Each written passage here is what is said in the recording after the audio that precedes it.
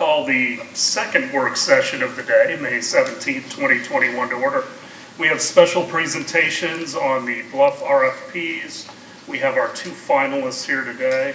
They will each be presenting separately without the other in the room, and will provide an opportunity for our council to ask questions, and then the committee will come back with a final recommendation. Anything to add to that, Mr. Horn or Mr. Doe? No, Mayor. No. Right, so with that, we have City Center Development Group first. Our purchasing manager would like to introduce and kind of set the stage for us. Very good. Please. Sorry. I got excited for a minute. Not as excited as us. Good afternoon, Mayor and City Council members. I'm Lori Vogel, the city's procurement manager. I'm here today on behalf of the Evaluation Committee, who has been tasked with reviewing proposals submitted for RFP 1421 for the development of 3 bluff properties located at the former Harborview and City Hall sites, as well as a vacant Pier Street lot. Today, the committee brings before you 2 shortlisted firms whose proposals have been evaluated and have met the minimum threshold requirements in order to move forward, presenting to this council for further consideration. Sorry. The firms presenting their development plans today are City Center Development Group, LLC, and SROA Capital, LLC, with City Center Development Group presenting first. Following each firm's presentation, the council will be able to ask any follow-up questions that they may have, and upon conclusion of today's presentations, the committee will reconvene tomorrow to discuss the presentations and the responses to see if a recommendation can be brought to before council.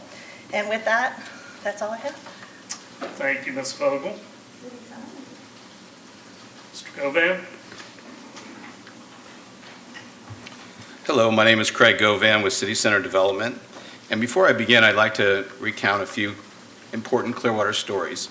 In my family, the first one to finish the turkey trot every year had to go to Clearwater Bagels and pick up a dozen before Thanksgiving festivities could actually begin. I remember riding my bicycle to Sunshine Mall and seeing first-run films Saturday morning at the Capitol Theater.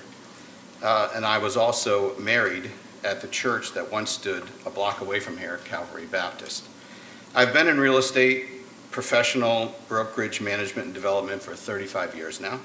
I grew up in Clearwater, attending Belcher Elementary, Oak Grove Middle, and both Clearwater and Pinellas Park High Schools, then off to Gainesville to the University of Florida School of Building Construction. Following graduation, I came back home and started a property management business and development company. Some of you may remember Dr. Patrick Logue. He was an orthopedic surgeon in the area and our family doctor and neighbor on Longbow Lane.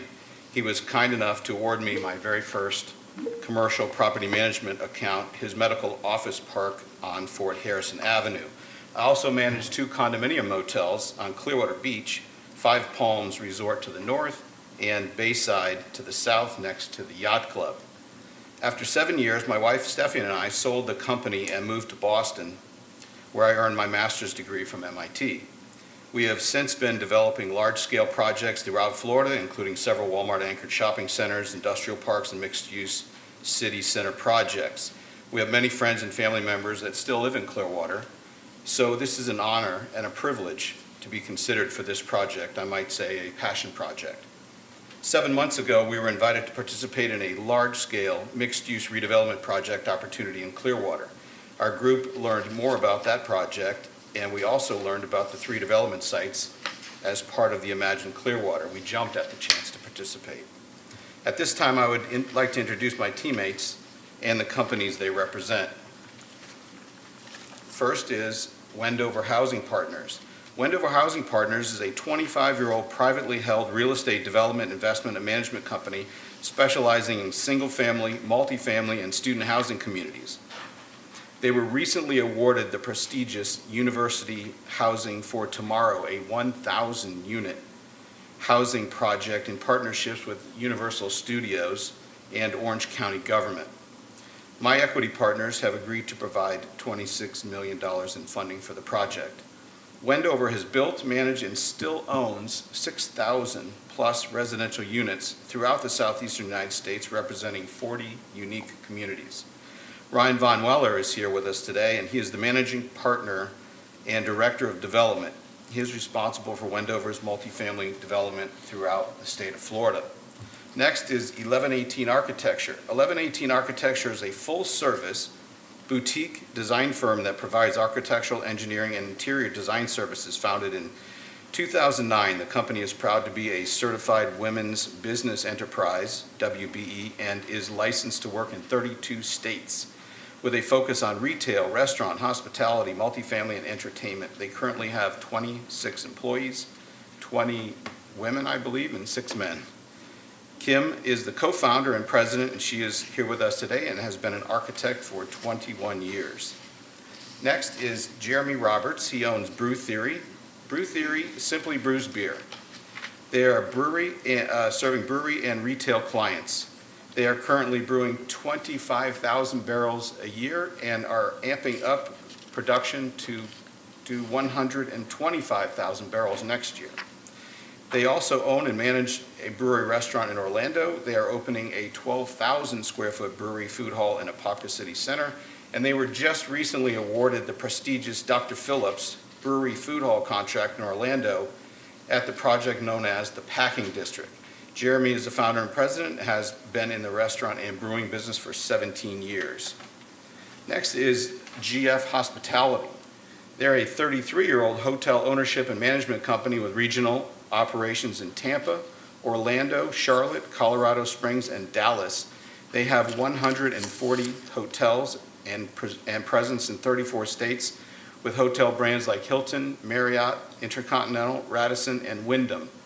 GF is both the manager and significant investor in our recently opened Hilton Garden Inn. Anthony White is here with us today. He's the Regional Vice President of Operations and has been with the firm for 10 years, working in the greater Orlando and Disney area. TCII Capital is here with us today. They're a 20-year-old retail development, acquisition management, and leasing company with approximately 2,500 square feet of grocery-anchored retail in both urban and suburban settings in Florida. They also have expertise in small concept downtown grocery stores with structured parking components. With us today is John Szalka. He's a partner and chief financial officer. Our law firm, Johnson Pope, is a 45-year-old local law firm with some of the best and brightest attorneys in the Tampa Bay area. Ryan Griffin is here with us, and he was included in the Best Lawyers in America 2021. Ryan's real estate matters encompass ad valorem tax challenges, commercial landlord-tenant matters, and land use zoning issues. Ryan is the recent past chair of the St. Petersburg Chamber of Commerce. The next section that I'll introduce is a number of relevant projects to this particular development effort. As you'll see on the screen, there in green will be coming up will be the projects that the various team members have been involved in. Hopefully you can see that. The first project is Apopka City Center. We have been developing this for the last 5 years, and it's a $100 million mixed-use project combining an existing 17,000 square foot wedding venue paired with a brand new hotel, 195 multifamily units, a Starbucks, 14,000 square feet of retail, 12,000 square feet brewery food hall, a 42,000 square foot grocery, and a gas and convenience store component. The project completion will be next year. Project 2, Groveland Downtown Redevelopment. We recently completed a small retail development component as part of the long-anticipated State Road 50 realignment in Groveland. Once completed, the city has asked us to redevelop the downtown with retail, multifamily, and hotel. Project number 3, the actual 114-room Hilton Garden Inn at Apopka City Center. This hotel is outperforming the local comp set due to the popularity of the adjacent Highland Manor wedding and event venue, which is booked all the way through 2022, currently hosting 3 to 4 weddings per week. Project number 4 is the Universal Studios Housing for Tomorrow. It's a 1,000 residential unit plus 16,000 square feet of retail recently awarded to Wendover Housing. Project number 5 is an Orlando mixed-use project, property that we've owned for a number of years. It's a 70 acres and it has a 200,000 square foot Walmart supercenter, an upcoming business park, multifamily residential, and retail outparcels. Project number 6 is Spring Hill Mixed Use, a project we completed several years ago. Spring Hill, Florida is just north of you. This is a 24-acre project anchored by a Walmart neighborhood grocery, a fueling station, an auto parts retailer, and 3 QSRs, quick serve restaurants. Project number 7, Balmy Beach. This is an ongoing project. It's a 21-acre project in Seminole County, Florida. It has anchored by a Walmart neighborhood market, a fueling station, 2 restaurants, a dental office, and an upcoming 6-acre high-rise multifamily project. Project number 8, an upcoming wedding venue redevelopment and new food hall project in partnership with the City of Ocala. I'd like to invite first Kim McCann to introduce the project proposal to you, and then Ryan Von Weller will discuss the financial proposals, and then as cleanup batter will be Ryan Griffin. Thank you. Hi, my name is Kim McCann. I'm a partner of 1118 Architecture out of Orlando, Florida. The concepts of our development plan have been designed to create a viable destination experience for both the downtown residents, City of Clearwater residents, and to create a tourist destination. You'll see it on the screen, just an outline of the proposed concept with the highlighted parcels. The program includes 100 to 125 hotel rooms, 200 workforce housing units, 30,000 retail, 18 to 20,000 square foot food hall. All the components provide ample parking per the City of Clearwater requirements, and we have an optional component for additional city parking and/or additional 100 residential units. The overall massing of the project includes an optional 10-story building at the Harborview site, a 10-story mixed-use building at the City Hall site, and an 8-story building at the Pierce site. Each site enforces the pedestrian experience and incorporates Clearwater art and cultural program. And you'll see just a massing model of the elements that I just described.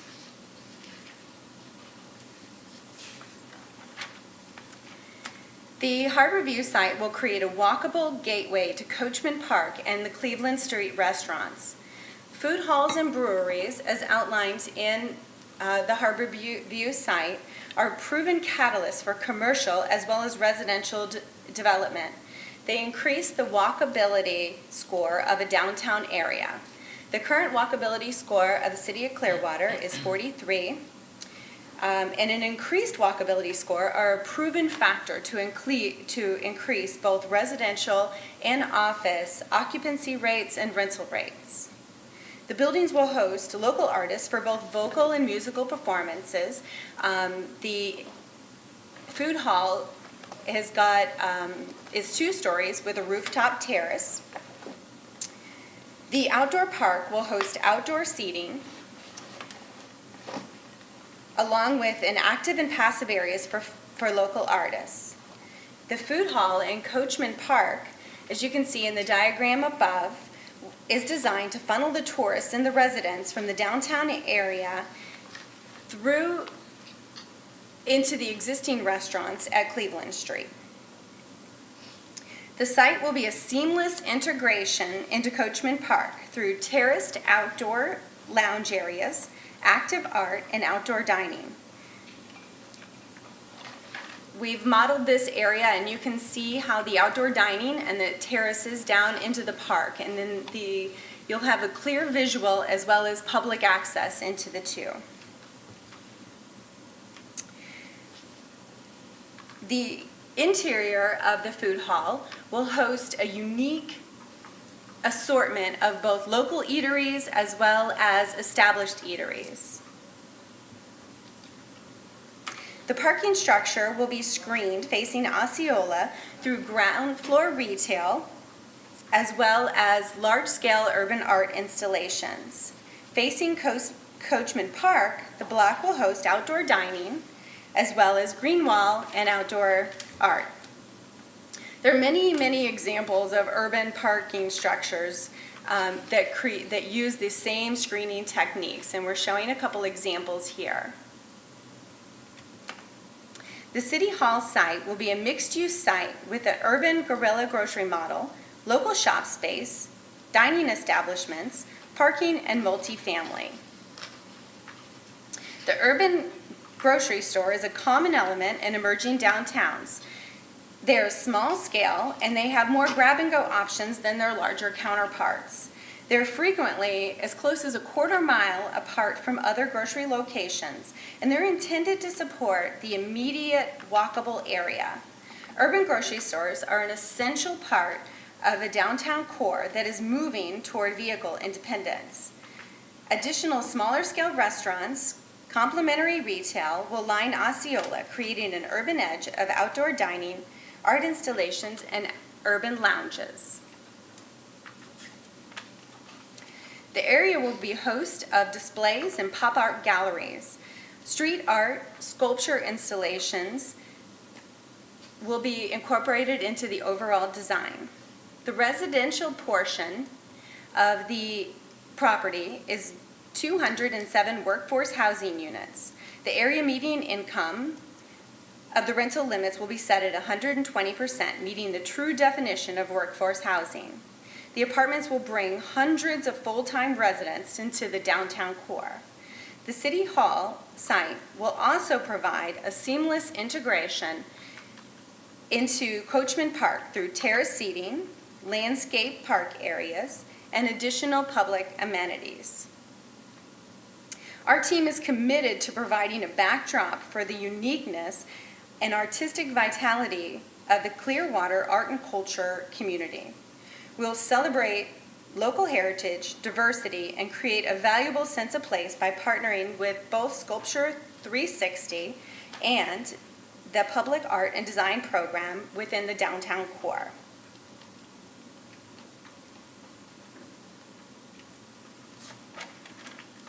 The last addition to the fabric of the downtown core is a flagged hotel on the pier site. The pier site was intentionally selected to promote pedestrian traffic to walk through the existing and new dining and entertainment venues en route to and from the amphitheater, promoting and capturing additional revenue in the downtown area. The hotel will also cater to business travelers, local residents, and tourists.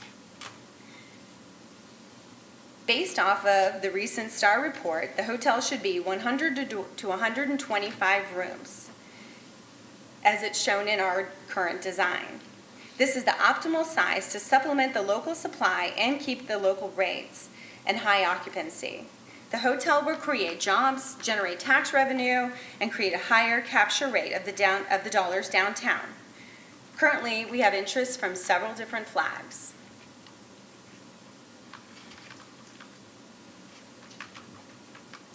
Our team is experienced in Florida Green and LEED standards. We believe in responsible design will create and promote a healthier life.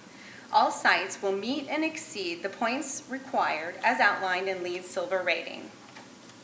Our project is ready to push forward and is not dependent on any other development or the maturing of the urban core. We're a single-phase development that will be the catalyst for the rest of the downtown core. After the project is complete, the space has been designed to accommodate future trends and growths. All of the components in our project are assembled to create an overall well-rounded urban core, enhancing both the residents' experience and the tourist experience. I'd like to turn the presentation over to Ryan Von Weller with Wendover Housing Partners.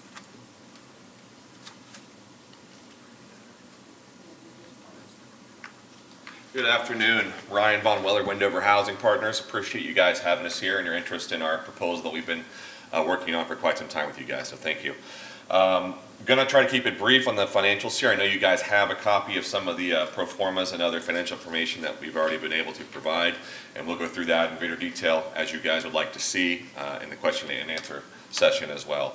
So to start with, what we were able to do, because we have three different project types here, and we have three different subject matter expert developers on our team as well. So we've been able to actually prepare budgets that we believe accurately reflect today's world, how to get something built and how to get something financed.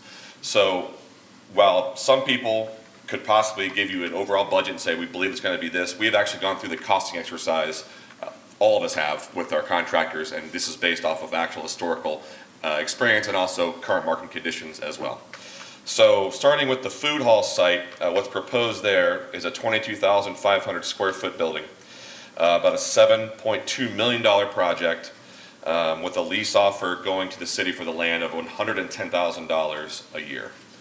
Onto the hotel, it's a 100-key hotel, as Kim mentioned. The hotel itself will be about 80,000 square feet. In conjunction with that will be a parking garage of roughly 100 spaces. And that total project price will be roughly $22,750,000. And the land purchase offer on that piece of property, which I believe was requested by the commission, by the city, is for a $4 million purchase price. On the multifamily portion, which is what I handle, what Wendover Housing will develop in conjunction with the parking structure, it is a 207 unit truly workforce housing community. We are not going to be dependent upon any competitive allocation from the state of Florida or from tax credits or anything else. We believe that with the rent structure and taking this to 120% of the area's AMI and lower, that we can financially structure this community to be built without anything from the state or federal government. So we obviously will work with you folks and the amounts of money in different pots that are available from the city as they've been relayed to us thus far. Of course, subject to change, we're all aware of that. But this is a very large project here. Total capitalization, including the parking structure, is almost $57 million. Again, it's going to have everything from studios all the way up to 3-bedroom units. In conjunction with that, we will have a 600 parking garage. 400 of those will go toward the 207 multifamily units, which gives us a ratio of a little less than 2 to 1. Typically, we're driving those lower as things progress, especially in urban cores. But that's where we started at, as close to 2 per unit as we were able to get to in the initial planning. In addition to that, we'll have 100 spots for a grocer and the retail that will be built in conjunction with our development on the same site, but not inside the same building structure. It'll be wrapped around the garage itself. And then 100 public parking spaces as well for general population to come and utilize whatever downtown has to offer when we have visitors coming into the core. So the offer on the multifamily is a total of $5 million land lease, $250,000 a year over the course of 20 years.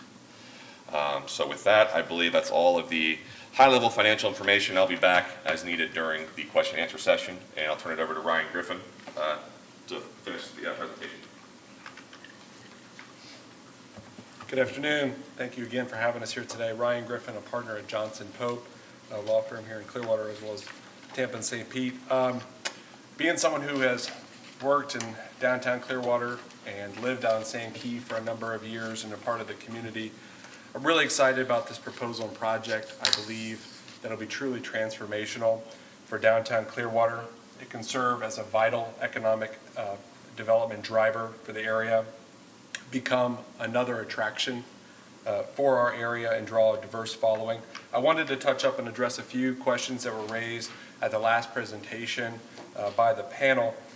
Recently, we've seen food halls be the inspiration for future development, more development, and serve as a catalyst for more multifamily developments to come around those new developments and invest in an area. We've seen this locally with Armature Works and Tampa Heights, as well as Sparkman's Wharf in the Channelside area, which also helped activate a waterfront and a ferry stop to draw people to the area, which is very similar to the potential that we have on this site.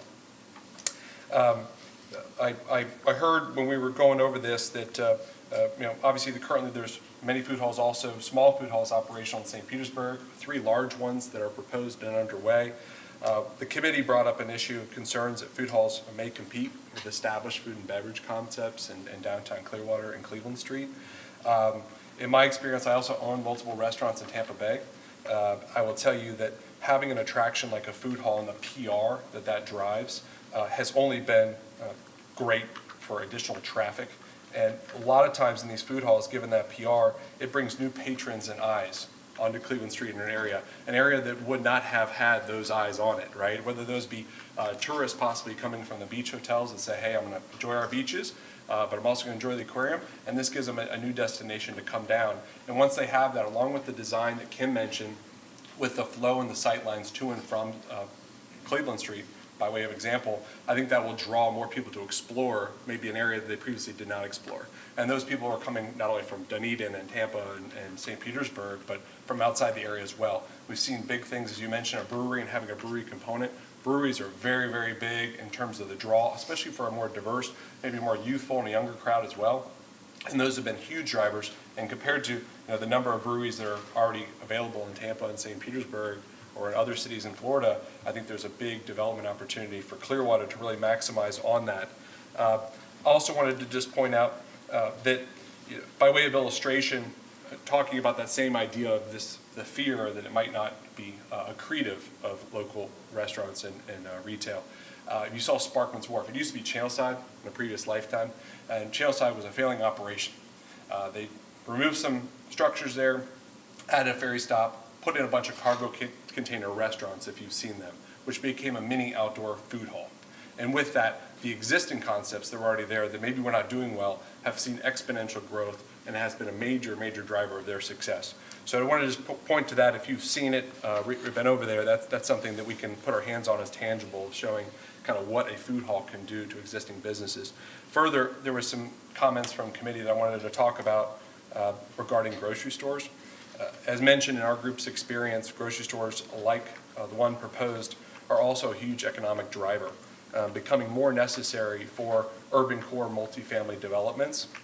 While there is a Publix half a mile away, having a grocery that is downtown core and it was walkable within walking distance of many of these developments increases the attraction, right, for future developers that are also trying to build multifamily, because this is what they will tout as saying, okay, when we look at the metrics of why I should build a multifamily development, are we checking the boxes here, right? Do we have a downtown grocer for walkability?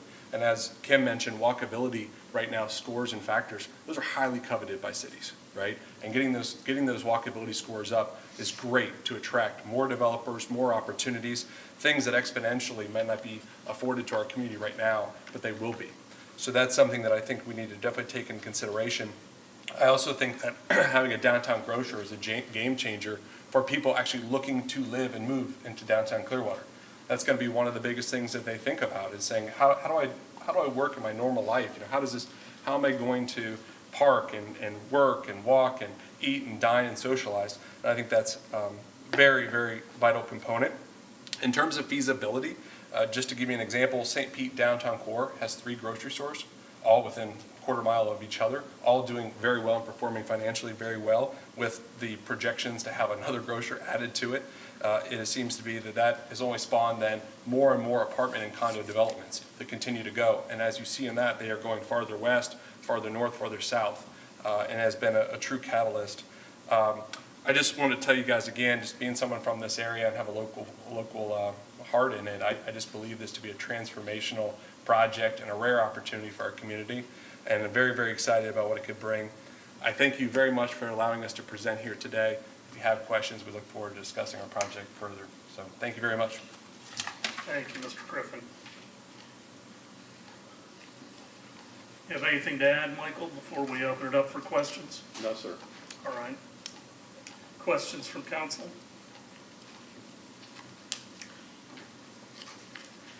I've got questions, but I got to get my slides organized here a minute if somebody else wants to go first. Mr. Bunker? Oh, it's great to see the Clearwater connection. I mean, it's wonderful that you know the city, you understand the city. You also understand the unique problems that we have with our downtown. And I got to say, I like the look of all your partners as well, especially Wendover. I was doing a search for Wendover. You're from Orlando, right? Yes, sir. Yeah. Right outside Orlando. I was reading a horrible article about affordable housing for seniors in Orlando, where they were screwing them over left and right with fees and blocking off their parking, and it wasn't your company. Your company was used as the example of how to do things right. So I praise you for that. Thank you. And I think that is something that we really need to consider when we look at developers to work with. I won't mention the name of the entity, but how do you, are you concerned at all about, what has been the dormant downtown for decades?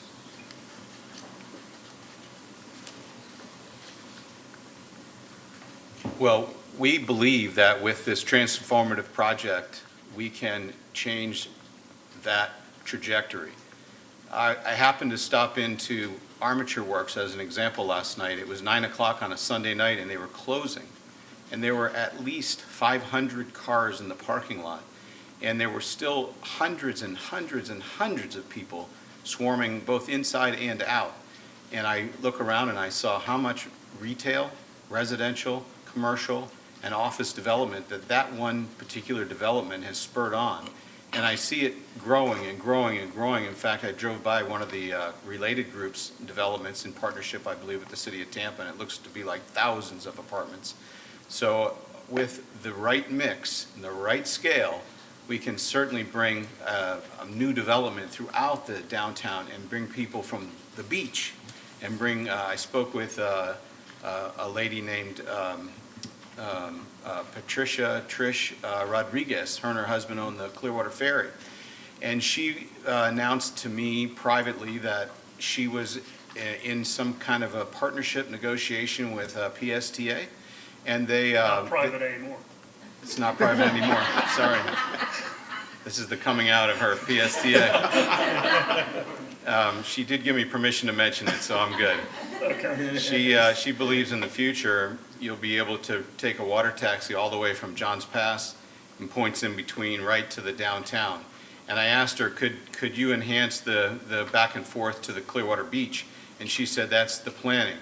And if that quite frankly happens, it could be very much like a Disney kind of boat that takes you from resort to the downtown Disney, et cetera, on an ongoing basis. And we think that this food hall and hotel and all the events that you're going to have in the new park, and having the ability to give people those thousands of units down there on the beach to go from the beach up to the food hall and all the park on an efficient boat ferry, gets them out of traffic. They don't want to take their car out of the parking lot. They don't have to fight the traffic. They don't have to park again.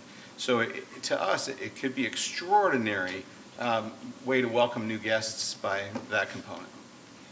And I have to say, I agree with you. I think it could be a game changer.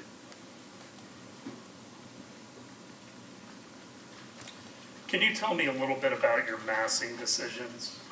Maybe this is something for Kim to talk about, because looking at the two finalists, the massings are We're very significantly different between yours and who we will hear from after you. Certainly. Certainly. Our project is designed to be a catalyst for the downtown urban core. And the decision-making, I can draw anything. We build high-rises in New York, and anybody can put anything on paper, but you really have to think about how does that build a community? What components can you put together and not rely on the core to mature before you can move forward? So this project should be a holistic approach where we can take it in a very defined timeline and put both permanent residence, hotel, and entertainment into this area.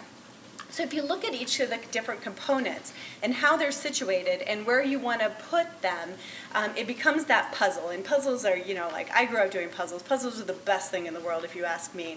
But what you have to do, and a big part of the puzzle, is not just how high I can draw the buildings or how many thousands of people I can put down here, but how we can create a project that's financeable, that's occupiable, that'll be a catalyst to increase all the other properties surrounding it.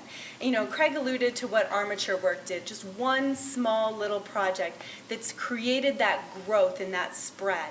Rather than trying to see how much you can block the view of the water from everyone else, how much you can build a wall, you know, what you can do to stop that pedestrian flow as it organically moves through the downtown core. So this may not be for you, but what drove the workforce housing versus market rate housing in your decisions? It was not a requirement in the RFP. Sure. Ryan Von Weller, Wendover Housing again.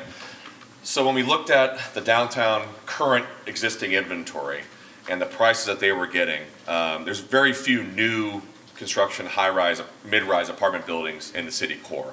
So when I took a look at kind of what they were charging, last year was kind of an anomaly with lease up and everything else. But when we looked at kind of the dynamics and demographics, when we say we're looking at 120% of the AMI, these are still pretty healthy rents, anywhere from about $1,500 to $1,600 up to for a one bedroom, up to $2,300 for a 3-bedroom. Now we're not beholden to charge that maximum amount, but to everyone, but that is as high as we will go for everyone. So there might be some levels below that as well. But we believe, based on our research, that is about a market rate product for this core. So $2,300 to $2,400 for a 3-bedroom is about what the market will bear. There are many comps, though, that are overlooking the waterfront.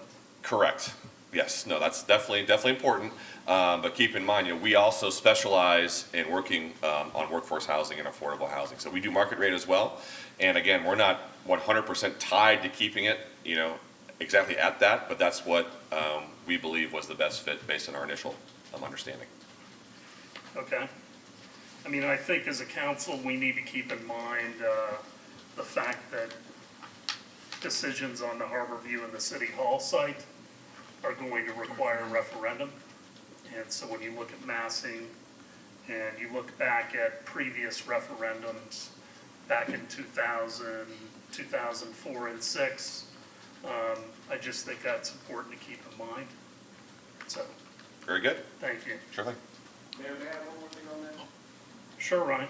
I just want to add on that. Come to the mic though, so Yes, people sir. can hear you at home. Yes, sir. I just want to say that workforce housing is what cities now, immediately when they get to that point, they get built out, they realize we need workforce housing to keep diversity in the marketplace. And that keeps all ages and stages. And so I think that is a dynamic thing that we need to keep as an ingredient in the formula to make sure that we have a very vibrant, energy, activity, diverse downtown. So I think that's just a very vital component that a lot of cities, when they don't think about in advance, want it later, and it always costs a lot more, and it's a lot harder to program after the fact. So just something that I've seen. So. But you're not seeing a lot of workforce housing on Beach Drive, are you? No, but the reason being is that wasn't, what happened was they got to that part, and now they're realizing how do we infill a lot of the workforce housing. And that is projects right in the downtown core, and there's been a lot of them. And the city is now trying to figure out how to subsidize those to invigorate developers to build workforce housing. So. Councilmember Hamilton. Might be more for the city attorney, but it was mentioned for, $7 million, $250,000 per year for 20 years. What happens after 20 years? Is it a renegotiation, or, because I would anticipate that anything that gets built is going to be there longer than 20 years. We have not had any discussions about the terms, so I have no idea what their proposal is after 20 years, but if it's a 20-year lease, then it's a 20-year lease. Okay. So, but we have not gotten that far. If they're selected, we'll have that discussion. Councilmember Albrecht. Well, Craig, hey, and Kim, I loved your design work. I thought the presentation was laid out in a very, very nice format, was easy to read. And I kind of agree with you on this workforce housing. We build these market rate condos and apartments, and it doesn't seem like we have them filled because people buy them and then they're here 3 months out of the year. So I'd rather have something down here where you have families living there and actually contributing to the downtown. So to me, it's more of an active edge, having that, that type of apartment there. Also, I wanted to ask you about, let's see, getting into the, so Craig, it says you anticipate 30 to 50% of the capital stock coming in from cash equity from company and private stock partners, and that the remaining 50 to 70 from commercial lenders. Are the commercial lenders the ones you have lined up in here that you specified? Yes, sir. Their proposals are actually part of the original proposal. One from Centennial Bank and the other from the Bank of the Ozarks, and they both funded previous projects. Okay. And one of my concerns was parking for Imagine, and it looks like, I went through the parking structures that you have here, and you've got some pretty good sized parking structures for your development, but also, has a component of parking for the public. Is that, I guess my question would be, I'm trying to anticipate what we're going to need for Imagine and where we're going to put it.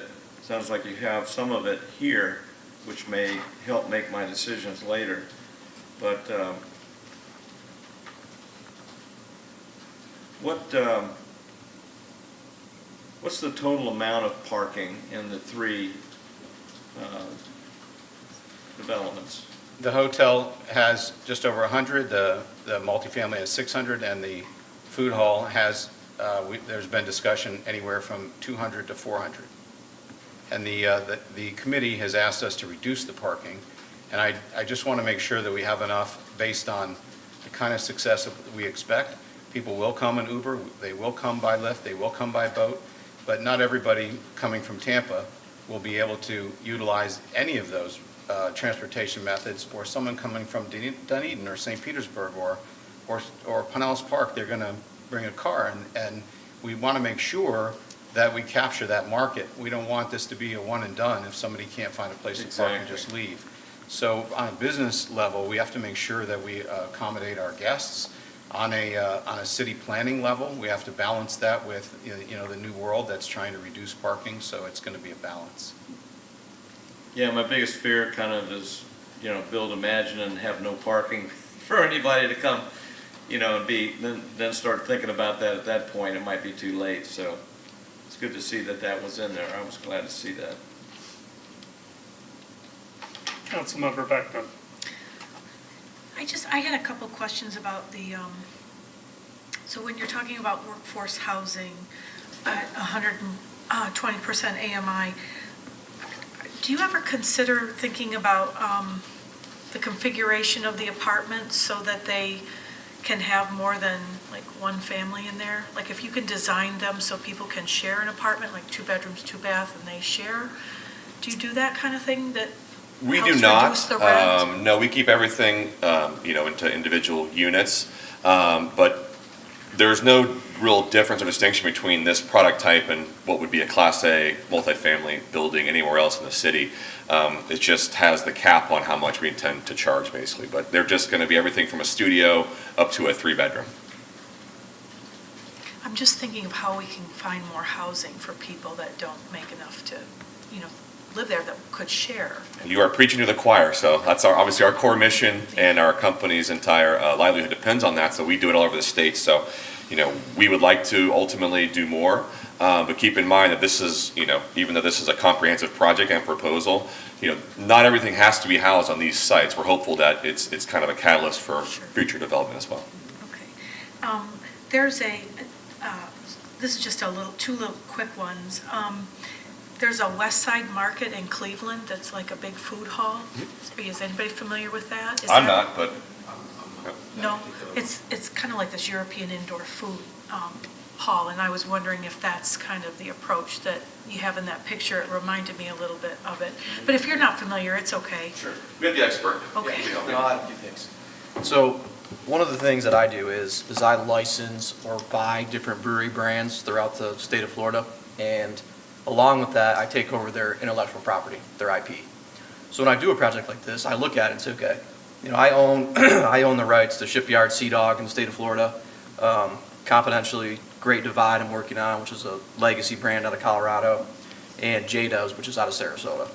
So when I lay these out at home, and I talk to these guys about it too, but I say, okay, I'm going to bring this brewery in because I know it's going to drive the rest of the tenants, the rest of the mix in the food hall. So when I bring a big name in and I go to talk to a big name restaurant, it's an easy conversation. I'm like, hey guys, I'm going to pair you with Great Divide here. This is what it looks like. This is financially where I need it to be, what I think it's going to look like, and this is how you're going to succeed. And pairing a well-known restaurant with a well-known brewery now creates, an atmosphere where everybody wants to be a part of this food hall, right? So that kind of the momentum builds, and you go and you say, okay, these guys are from Tampa. We don't have a Cuban restaurant in here. They're right down the road. They're successful. We'll put them in here, and so forth and so on. So when building these things, I really do a good job of putting that anchor tenant in there, and from there it kind of spreads out, and we bring the best tenants in the area. And then I had a question about your sustainability and green infrastructure. Can you expand on what you would do related to sustainability and green initiatives? Certain. This is probably a Kim and Ryan question. They also have a lot of experience in designing and sustainability within the housing section. But, the proposal included a LEED Silver guideline requirement. LEED has been a standard, I don't know, I'm trying to think when it first, 20 years. And so essentially, it's a portion, it's a checklist, and you're going through that. The big items that you really want to look at, and not all projects that we design end up being a LEED project or a certified project, but all of them should be embedded within that sustainable approach. So you're looking at, energy efficiency, high R values of the roof and the walls, of the windows, of how you're putting the components together to ensure that you're creating a healthy building with good air quality. The really fundamental essentials of the site is that they're not green sites, they're not first generation sites, so it's reusing and not having kind of an urban infill, which as you look at that green pasture site and putting up 1,000 houses, it's very different than when you're coming into an urban environment and doing urban infill. And then also, from that livable quality, how you're working on the inside and the outside, and you're starting to blend those two pieces together. And we've spent quite a bit of time on this proposal thinking about how those pieces start to work together, where your life is not just inside those four walls. You have that inside-outside life, and that building becomes a gray area, of occupation. Okay. Would you have solar or EV charging? We're always looking at emergent technologies. We're actually working on a site that's really interesting right now. We're not far enough in the design right now to look at those things, but we are experienced in geothermal design and solar design. One of my electrical engineers is one of the leading in the country on solar design. And so, hand in hand, using geothermal properties and solar properties, you can combine those together and you can get your cooling, your any sort of that need that you need. Thanks. Any other questions or comments? I had a question about the grocery store. There was a gorilla or what is that kind of grocery store is that? Hello, John Strzelka from TCII. Yes, so it's called an urban gorilla concept. It's a 20 to 25,000 square foot grocery store. It's designed to supplement an existing grocery or go into a urban footprint like this. So in this particular market, we have experience with these types of situations in South Florida. One project we were involved in 2009, which was a Publix complementing another successful Publix. One was in the downtown corridor. This one was on the beach that was done, a 20,000 square foot store. They call it an urban gorilla. And basically, it's a very flexible building on a small footprint that provides kind of the last mile, just-in-time cold storage. That's really what a grocery store is. It's a cold storage facility with a retail storefront and a retail area.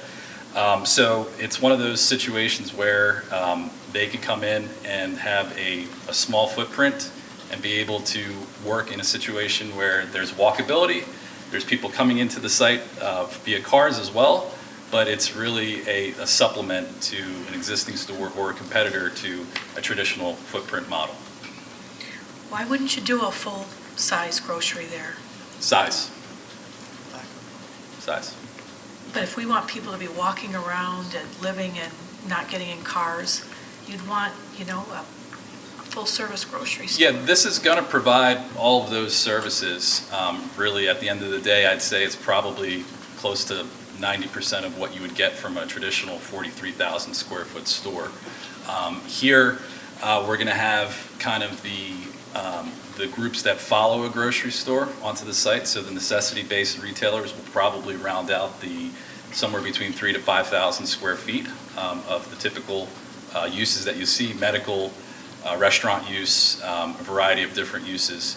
So the reality is, to do a 43,000 square foot store here, it would be probably not feasible, given the mixed use component of having a parking garage and also, the workforce housing that's going next to it. How big is the Harbor Oaks store? It's one of their smallest models. Any of you retail geniuses know that? Offhand, no. Smaller though, somewhere between 25 to 30. It's the smallest Publix model there is. Yes. I think it's their Class A is what it's called. Yeah, the smallest model that they would probably do right now is about a 20,000 square foot store. However, we're talking with 3 or 4 different flags for this. I'm just using it for people's consciousness. I used to go to a Trader Joe's in the neighborhood that had a small footprint, but my God, was it popular. So the right store can work in a small Yeah, footprint. Trader Joe's is more, it's a 10 to 15,000 square foot model, and it's really more pushing their private label. I think we would see this as more a traditional flag brand that you would recognize in most Florida markets. Yeah, I wanted to point that out as well. It's a Trader Joe's is a smaller footprint than what they're suggesting here, so. Oh, well, that's good to know. If you stick a Trader Joe's in there, you're good. Must be good to go. Thank you. Can I ask a question about slide 41? It's got a pretty interesting depiction, but one of my notations at the bottom is, where are Clearwater Library residents or going to park? Because I don't see a parking between the market hall and the library over there. Is there going to be some surface parking there? There's been a tower added to that picture with parking In this on the base. Okay. Okay. Oh, no, it's not, it's, Picture This you're one showing there is is. different from the picture. one. I That was see, in your okay. original presentation. I see, okay. Okay. So, yes, so this is the site, the Harborview site that has an optional residence tower. It's the 20,000 square foot food hall, 400 car parking garage, and then an optional additional residential units other than the 200 housing. So here's an updated rendering you can see on the screen. The original rendering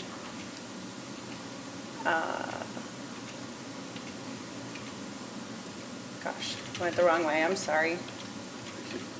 You'd think I'd know my right from my It's okay. left, but I don't. Is here, where you see the food hall with just the 4-story parking structure. Oh, I got it, okay.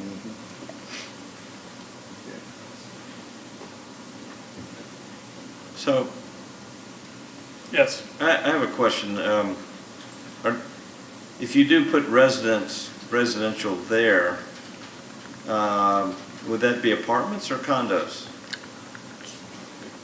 It's more apartments. Yeah, because I mean, in a referendum, I don't know how we wouldn't be selling property, we could lease it. Sure. So this is an alternative that was asked for by one of your review committee members to take a look at. We would, from my point of view, it's easier to have everything under one roof and one building, one structure. But we looked at a yield study here just to see what it would look like if we were to add another tower as well. So that's as far as we've gotten with it. The challenge with the condo, as you mentioned, is selling something fee simple and fractional, and I'm not well versed enough in the city's code to understand that at this point. Councilmember Yeah, Hammer. I would, it's hard to sell a condo on a piece of land that isn't owned, but the residential tower on top of the parking garage in that facility, one of the things we always had a problem with in the early stages of Imagine Clearwater is how loud is the music gonna be at Water's Edge? Imagine what this one's gonna be, and what kind of issues could that create? I don't know. I would think going into it, anyone who's gonna rent in that building is going in with their eyes open, but that doesn't always work out that way. So, something to consider on that. Certainly. So we have extensive experience working around commuter rail lines and in transit-oriented development where trains are coming constantly, and addition to freight trains sometimes at night. So we do have the experience and kind of the tools in the kit to mitigate that the best you can. There's only so much you can do, but I'm not sure there'll be impact windows and those kind of things required here anyway, so hopefully that will offset some of the noise. It's a front row ticket, Hoyt, come on. Yeah, I know, absolutely. I'm not saying, but. Well, I think there is something you need to think about, and it's one of the reasons I asked about the massing, is we do have parcels across Osceola that have always been anticipated for development. So, we could get more intensive west of Osceola with some of these, or we can keep the scale lower and allow the intensity to be to the east. These can be catalysts for placemaking and creating the right environment. And then that super block sits there, which has always been a great opportunity for something significantly larger. We don't have height restrictions in the city, and yet citizens didn't really want too much mass, I think, along the bluff. And that's why I said we need to be aware of the fact that those two parcels, Harborview and City Hall, are going to have to go to referendum. Whether we lease it, or we decide to sell City Hall, or whatever the case may be. And I just think we need to be aware of what we think the citizens are going to swallow. And I'm also very comfortable with the food hall concept. Again, I think, as we spoke earlier this morning, if you get the right tenants in there, competition is a very good thing in the business world because it makes everybody step their game up. And the more people you get, the more businesses and the more options you're giving people, the more people are going to be interested in coming downtown and experiencing it. I know, I don't know if any of y'all have ever experienced this, but I know I've talked to some people about coming into downtown Clearwater and, well, there's not that many places to go, and if the place I want to go is too full and not available, I don't really have enough somewhere else. Competition gives you multiple opportunities. You will come down here regardless of where your first choice is and be able to find some place that will satisfy your desires at the time. And so some people will say, oh, you're creating competition before you have it. Well, you've got to have offerings to create competition, and competition makes everybody's game a little bit better. Well, I think this gets us to a critical mass. Absolutely. And we're also getting emails, as all of you have seen, about complaints that there aren't enough restaurants on Clearwater Beach, or that the waits are too long. I fully anticipate with the fully disclosed ferry conversation that we heard today, that people are going to be coming across from the beach to downtown and hopefully availing themselves of some of the restaurant opportunities downtown. So we actually had a ferry conversation at the first meeting this morning, Craig, so I'm just having a little bit of fun. All right, any other questions? Councilmember Beckman. As we look at that picture that's up there right now, I don't know if you, is it not standard operating procedure to depict solar panels and things like that as you do your design? Those are add-ins or extras or? Not necessarily at this time. I mean, we're in the concept phase, and basically in the concept, what you're trying to do is to get the massing within the model, and so as the design develops, then you're adding the details into it. So right now, you think about what the overall massing is going to be of that building, and then the adjacency of the other properties. And right in this particular image, we're talking about the adjacency to Coachman Park, and basically the intent of this rendering is to show basically this funnel effect that we're trying to create from Cleveland Street and entertainment complex area into the park. And so that's the intent of this particular rendering. I know, and you got nice rooftop gardens and things like that on Yes. the roof. Yeah.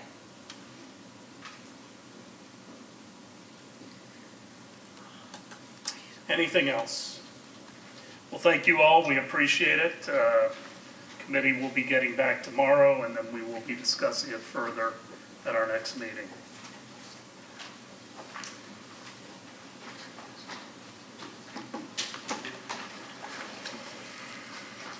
Recess for 5 minutes. Yeah, we can take a 5-minute recess. Mayor, do you want them the next one to start at 3:20?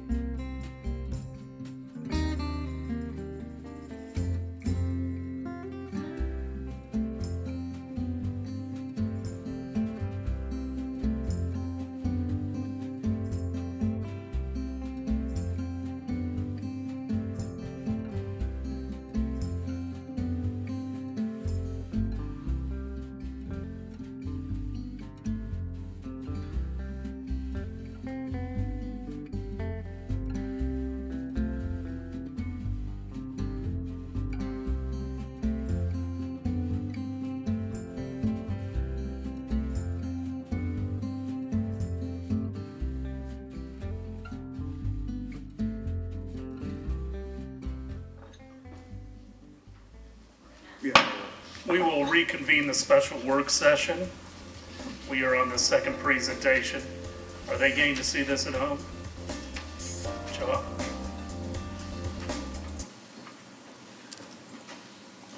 think we need a martini. That's what they're saying. Okay. Who's leading off your presentation? I'm hoping it's working. That's what I'm hoping right now. So, Well, it's not showing now. She just stopped it. okay, let me start it over again. Why don't you introduce yourself for Sure, those I will. watching at home? I'm Rusty Walker. I'm with Harborview and Root Architects.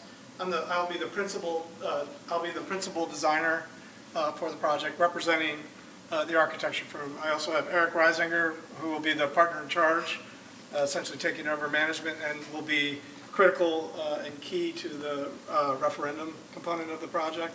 And then I have Brian Hadley with me here, who's our planner and part of our architecture team as well. Should we do the rest of the team? Yes. Okay. Hi, thank you for having us. My name is Destiny Nelson. Come on up to the mic. My People name- are watching at home. My name is Destiny Nelson. I am representing SROE Capital today on behalf of Benjamin McFarland, who was co-founder and CEO. He had a previous meeting that's been planned for 4 months and could not be rescheduled. But I've worked closely with him and I'm prepared to hopefully answer all of your questions. I've been with SROE about a year now, recently graduated from Yale with a double degree in economics and political science. And we're very grateful to have the opportunity to be in front of you today, so thank you.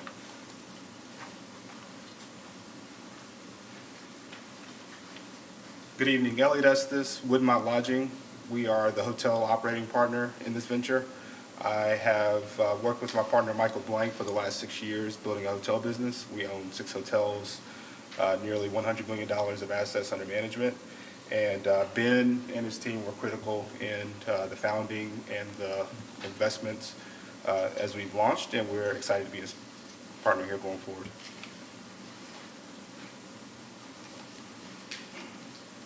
Good afternoon. Daryl McAteer, Phelps Dunbar LLP, attorney. And my background is basically a blend of public and private representation. I have worked in-house with local governments. I was in-house as Volusia County's land use attorney for 3 years. I was Sumter County's attorney by contract for 4 years and handled all of their work. And I recently joined Phelps last February, an interesting onboarding date for my dining room because of COVID. But I spent 3 years with the city of St. Petersburg in their legal department as their water resource attorney and also handling some land use issues and development issues. So I've had a blend between the two sectors, which we feel will be helpful. Thank you.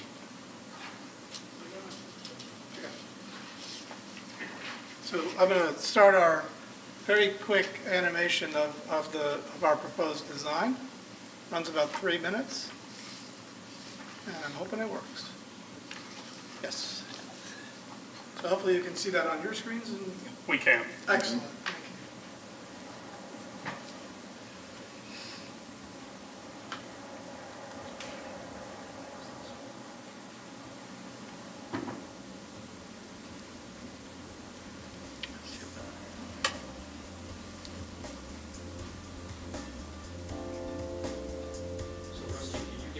Yeah.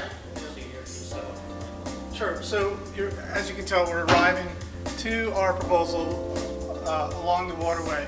And what I want to make very clear when you're looking at this is that the architecture, the planning, and the massing of our buildings are sensitively positioned in order to, first and foremost, be the best neighbor to all the developments that are already in the downtown and on the water's edge. So we're doing everything that we can to preserve the views and access to daylight and access to the views of the waterway of our adjacent properties.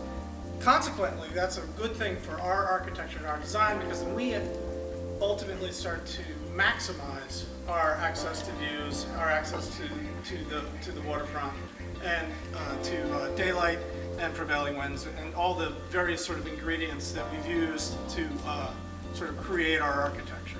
So here we are proposing a reuse of the original City Hall where that component will become a convention center which will be under the umbrella of our hotel owner and operator who's actually here with us today. That was Elliot. Here we're going up the elevation of what would be the residential building. You can see that we've positioned the architectures in sort of an angle, maximizing privacy as well as maximizing daylight and access to views. Here you can also see how the building, although large in some cases, once it gets to the Reimagine Park, it really sensitively steps down in order not to overshadow or overbear, but instead be a good sort of backdrop to your incredible vision for the waterfront. Here you can see the top of the City Hall will also be a venue as part of the conference center that we imagine will be utilized not only by the conference center folks, but hopefully others. But we also want to be really sensitive. We know that there's going to be amenities and venues in the Reimagine Park. We want to develop ours in concert or complementary to what would happen within the park to make sure that we're working well together to make sure everyone's getting their best return on their investment. You can also see that we spent a lot of time sort of making the buildings an assembly, although it's one kind of assembly of buildings. There's lots of openings, there's lots of ways that light gets through, there's lots of ways that views get through, there's lots of ways of sort of assembling it so it's not big and heavy so much of a wall, but instead a sensitive, organized architecture that creates relief along Osceola, creates a gateway out to the beaches, sort of says you're in downtown Clearwater now, and you're moving through that to our beautiful redeveloped water's edge, and then onto the beaches. So we think this becomes a great bookmark and gateway of downtown Clearwater, sort of establishing its presence with all the other components that you have around you, the park, the beaches, and the actual fabric of the downtown along Osceola and such. So you can see how the buildings actually angle against the adjacent buildings so that those neighbors, their views are preserved, while actually giving us views at the same time. So it's it took us a while to figure out how to do this.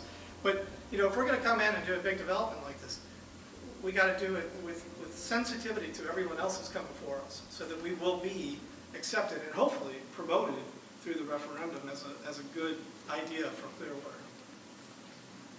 I'm just gonna pull up our PDF now.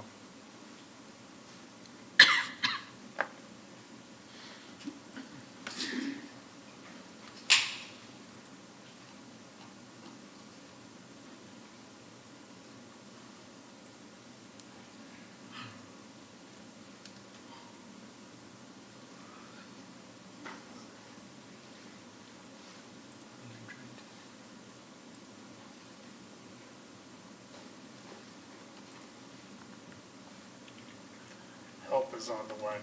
Yeah, if you could help us.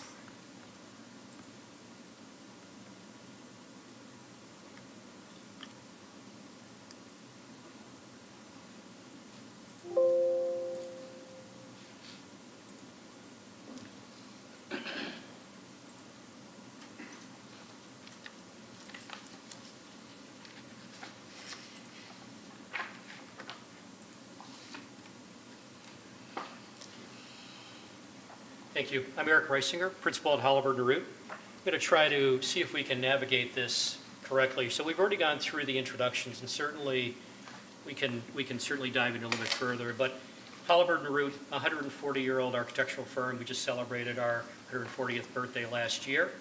And really, I think it's important here is just to understand the integration that we have within communities, the long history of us developing properties and buildings with our clients, and everything from the study hotel at the University of Chicago, Chicago Board of Trade, and then East West University, which really represents workforce housing project that was actually designed for a higher ed client who wanted an exit strategy in case that didn't work out, and make sure that we understood kind of that product type. And one of our partners that's not here this afternoon is Argo, certainly from a construction management, pre-construction services, estimating and feasibility studies, and certainly working with the team on looking at everything from mass timber construction to modular construction as well to keep this project affordable. We've talked about working with Woodmont Lodging. Elliot's here today, and he can certainly answer more questions as we go through our presentation. But essentially, what is the development team's experience, and what's our overview for this project?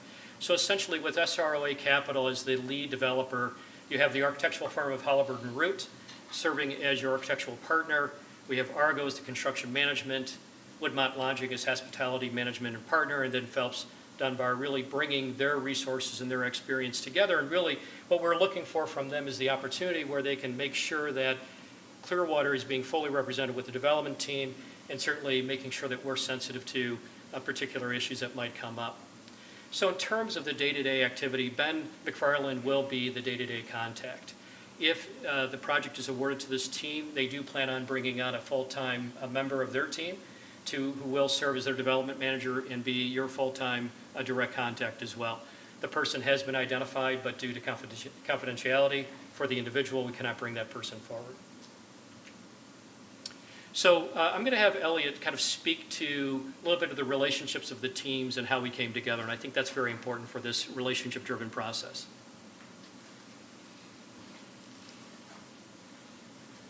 All right, a bit of a founding story. So Ben started Elite Store back in 2006 with high net worth individuals and friends and family capital. In 2010, Ben with the Halliburton team started pursuing large-scale mixed-use opportunities all across the country. In 2013, Ben formalized his firm or his investment platform into SROA. That's the firm that you see at the top of the screen here right now. Shortly after that, that was when I was introduced to Ben and his team. One of his lieutenants on his team, Christopher Devon, he worked with me at RLJ Lodging Trust, a hotel company based in Bethesda, Maryland. He was a critical member of my team, and when he went out on his own and then connected with Ben, he and I stayed in touch, and we started pursuing hotel opportunities together.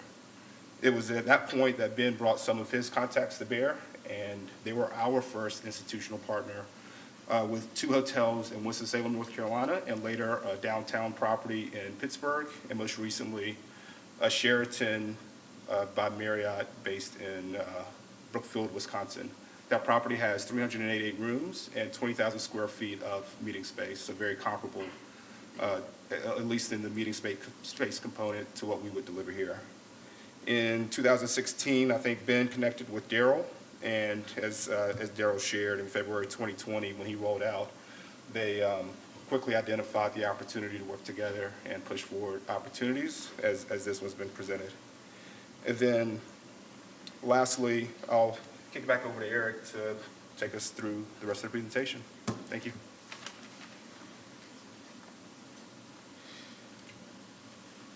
So in terms of relevant experience, SROA Capital has worked certainly in multi-million-dollar developments with student housing.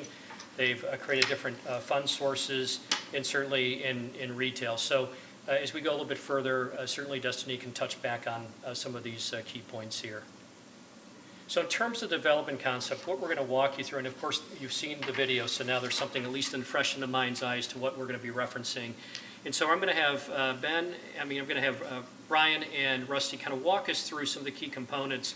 And really what we want to make sure that we're looking at is how we're anticipating the timing of the project development, how we're looking at the use of the materials, and really what you're going to see is also the green concept that was developed here as well. So we're responding to elements in terms of how the weather might be impacting the development and how we might make sure that we're being responsible here over the next 10 to 20 years.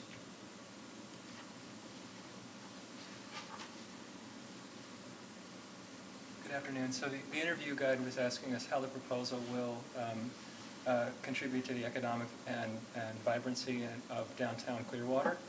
And so as Rusty was describing a little bit as we were narrating the video, we're looking at sort of a pedestrian-friendly urban sort of density, looking to bring ground floor retail that could include restaurants, civic and culture spaces, a welcome center that is something that we would look to develop with the city of Clearwater and with the public to identify what that would be, what it would look like, and how it would work. And just to look at... You speak a little louder. Oh, I'm sorry. I'm okay. very soft-spoken, so thank you. Not around us, just That's around right. a bunch of people behind plexiglass. Yeah, it's So like, oh, let me know what if I you're need to saying. repeat anything, I please. see Mr. Horn leaning forward too. It's like, what? So yeah, so we're trying to be very sensitive to to the goals that were laid out in the RFP in terms of making this a very vibrant ground floor, bringing a lot of residential into the mix. Is there anything you want? Well, I think, talking about that ground floor, one of the things we're very proud of with our... Come on into the booth. Yeah. One of the Thank you. things we're particularly proud of is there's no parking at the ground level. So we moved all of our parking to upper levels so that that streetscape, as well as that parkscape, and even the connectors at Pierce and Cleveland, are animated and activated by Rusty, go to the next slide. We can see pedestrians. Just go to the next slide so you can see that. Go down. There you go. Yeah. Oh, perfect, yeah. So keep going. Okay. Yeah, so this site plan is trying to indicate that we're seeing Cleveland as a really important asset in terms of the existing retail and uses. Looking at Pierce Street and Osceola as kind of coming forward and trying to think about that as an important edge between the new Imagine Clearwater Park at Coachman Park and as this development comes online. Additionally, we're trying to show these types of views, light, and movement between the city and the park and the waterfront. So one of the things that was a big breakthrough for us when we were designing is how do you do, and I want to be sure you understand that our first scheme was trying to be as loyal and faithful to the RFP request as possible. So it is an interpretation of what your requests were. There may be a little bit of enlargement, but not significant at all. And how do you do that? How do you put that amount of building on these sites without it being sort of an obstruction or a wall, as we talked about? And that's why we started moving the buildings the way that we did. But also, if you look in that side, you can see you can move through our buildings within the site. So our buildings are gateways along Pierce, but they're also gateways of themselves into the Reimagine Park. So we imagine people coming from the park, imagine people coming from Reimagine Park, sorry, coming from the park through our buildings, or coming from Osceola or downtown through our buildings and experiencing the park that way as well. So we think it could be very complementary, what's happening on our ground floor with what was happening in the park. And if you could imagine, there may be events in the park one night, and then everyone on their way home, or everyone sort of going and getting dinner, or whatever it may be, might start to utilize our building and then filtering back our complex of buildings, and then filtering back into the rest of downtown Clearwater. So one of the things that I'll have Brian speak to in a second here regarding our green and kind of lead initiatives is that when we looked at the market study that SROA Capital had created, what we're really looking at is a true sense of a Clearwater downtown kind of redevelopment. So the goal here is to strengthen this part of the community. Certainly Clearwater Beach is its own kind of entity, and we're not trying to draw away from that. We're actually trying to complement what's already occurring downtown. So everything from the arts and culinary, et cetera, really trying to lift that. And so in our plan, both for the workforce housing as well as for the hotel component, and then really just the reimagined kind of civic pieces of this, is that we think the green initiative is an important element here. And again, it's the intent is to make sure that we're delivering something back that the market's asking for. So Brian, can you just briefly walk us through some of the key points? So we understand that both the city and the redevelopment agency are keen on LEED and WELL certifications, and I believe it was WELL Gold and LEED Silver as base minimums. I think we're able to demonstrate that we could target platinum in both cases. How are we doing that? And so we're walking through that a little bit. We're looking at on-site electrical vehicle charging, bicycle facilities, on-site energy renewables, whether that's a combination of solar PV on the buildings, on the rooftops and the facades, as well as the potential for geothermal. We're also looking, as I think Eric mentioned at the outset, or maybe it was Rusty, the potential for using long life cycle materials such as heavy timber.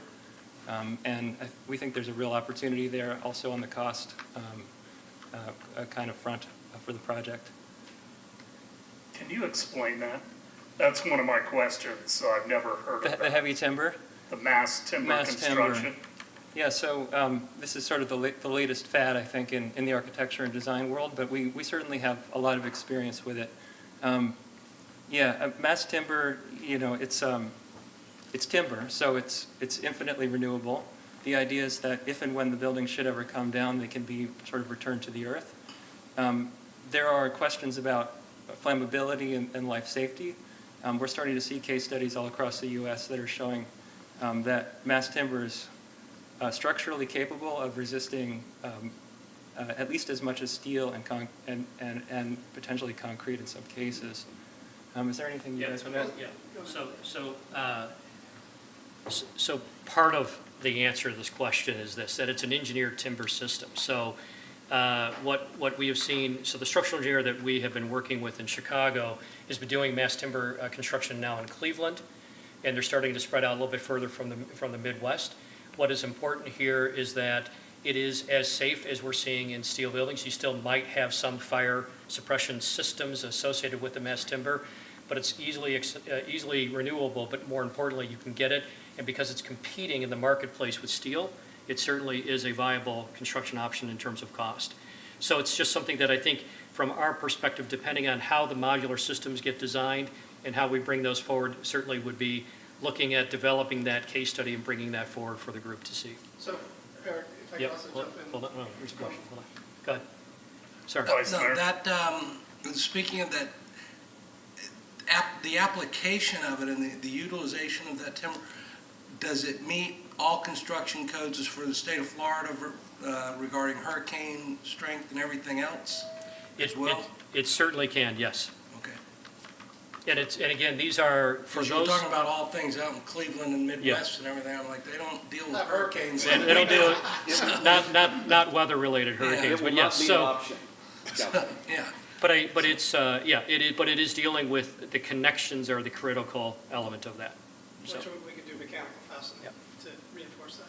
But what we like it from a design standpoint and a construction standpoint, especially for the workforce housing, it's a faster, especially if we do prefabrication and the mass timber, it's going to be faster construction and faster delivery of the project.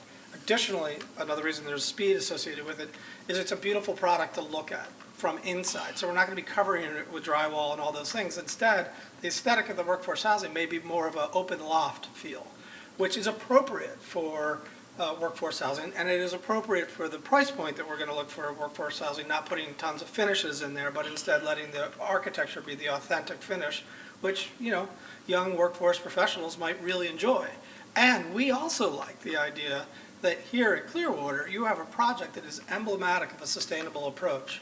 It's sort of getting out front of everybody else and saying Clearwater is about this, and we want to be good stewards of our environment. We're right on the coast. We know what it's all about, as we've already heard. So this is a good opportunity for us really to make a statement, bring something quick to market, and also we think it could be very attractive to our potential users. So talk about those pre-manufactured units. So we're doing pre-manufactured units right now for what is called 55-plus housing, which is basically luxury apartment buildings with really nice dining rooms, cafeterias, and institutional kitchens. And we've prefabricated all the bathrooms for, 120 units right now? 120 units. And there are people out there that are getting so quick to it that we've designed the module, they make the module, they deliver the module, and these guys just pop them in and hook them up. And it is really fast to market, and it's very efficient. And why it's efficient, and you may know this, I don't know, I hope I'm not repeating something you don't know, but building something in a controlled environment versus building something out in the environment is a lot better, a lot higher quality control, and a lot faster delivery of the production. So where are you doing this currently? We're doing, right now we're doing, the 120 unit is right outside of Toronto in Ontario. So again, no hurricanes, but they do have a wicked freeze thaw. So we are, we're thinking about freeze thaw, and you're thinking about hurricanes. So they are somewhat compatible, different ends of the spectrum, but they are. We are thinking about things that have to wear, and that's the thing that we're thinking about with your project as well. The overall vision is, what is Clearwater for the next 50, 60, 75 years? Can this be that iconic project that says this is the direction we're going? This is the big investment. This is Clearwater today, and that's what we're attempting to do. Although in a vacuum, I want to be careful because we haven't worked with you necessarily yet. We've worked, by ourselves, and we love to collaborate, and we want to work with you and get all your information in. But we do see that site is so important, and it's so beautiful, and it deserves something with we think a vision that you all have for Clearwater. and our job as architects is to make that happen, so. So is that project complete? Can we see it? Oh, we can show you the modules, yeah, absolutely. Okay. I'd like, Yeah, if you'd absolutely. send those to Our staff. client would love to take you there. Don't go in the winter, especially if you're from Florida. Well, one last thing on the modules, just in terms of looking at that construction, typically what we do is we would require those to be built locally, so that certainly Yes, we'd be looking at making sure that the labor that you would see typically in the field, now it's just being seen now in the controlled warehouse environment. So it's not something that's being shipped in from out of state. It's intended to keep dollars here locally. So what I would like to do is I'd like to just touch on our proposal schemes, because what we did kind of when the initial submission then to this first interview process that we went through, we do show kind of a scaled down version of our plan. And so two things that we were trying to respond to, and you can see it kind of highlighted, I don't know, well, tell me if you guys can see it in red. We highlighted that kind of scaled down version. So outlined in red, the team with SROA has put together their pro forma that does respond to that. So the numbers that were presented in this presentation as well. So again, the intent here is we can start to show whether this is phased over time or whether the final outcome is just the scaled down version. Certainly the scaled down version does work for SROA Capital, and we can speak to that in a few minutes here. But again, I think that this project still has the massing and the identity that starts to show a repositioning to Clearwater, and certainly starts to create what we think is a very important big idea project, and it doesn't lose its capacity to deliver that, and certainly creating, we think, a marketplace that people want to live and be attracted to. Again, part of the challenge from the development team to us is just make sure that it still is viable. So from that perspective, we wanted to show what that could be, so we could envision that scaled components, and if we needed to add on in the future, certainly that could be accommodated. So did staff ask you to scale that down? Staff asked the question of whether it could be scaled down. Yeah, when we listened to the, Come up to the mic. sorry, when we listened to the public meeting before our last review, there were questions about height, and would it be insensitive or overbearing to some of your buildings already along the water's edge. And we wanted to show you this analysis that we are modestly modestly taller than one of your taller buildings along the water's edge in the full vision, and then we would be slightly under in height in the sort of scaled back. I think, as the designer, having been through projects like this, I think we're probably going to end up somewhere in the middle of these. It's going to be a function of pro forma. It's going to be a function of what the referendum, presuming that we were to prevail, what the referendum can support, what we think the community could support. But what we wanted to show you, our seriousness about this endeavor. We've made two pro formas work for this. For both schemes, SROA says, yes, this can work. We're interested in both. And they I don't want to put words in Destiny's mouth, but they would certainly know how to make something work in between. I'm going to step in here and explain how to read. So how do you read this diagram? So the building on the left is representing the proposed projects. The building that we see, the Water's Edge condominium, gives us then that scale to measure both the full scale version and then the downscaled version. So what you can start to see is that in the downscaled version, certainly being very respectful of what we're seeing with the Water's Edge condominium project, as well as then contextually then to the right, as we look further at what we're seeing with the library and then the Harborview site. So again, I think one of the things that was critical for us is just to make sure that as a team, the scaled down version works and presents a viable option, and we believe it does.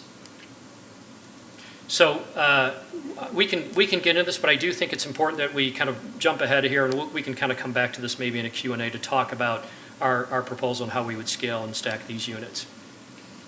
So just in terms of our original proposal, the downscale proposal, then in reference to the overall RFQ goal, so you can see that we put together this matrix for evaluation, but really in the RFP goal was to have 200 units.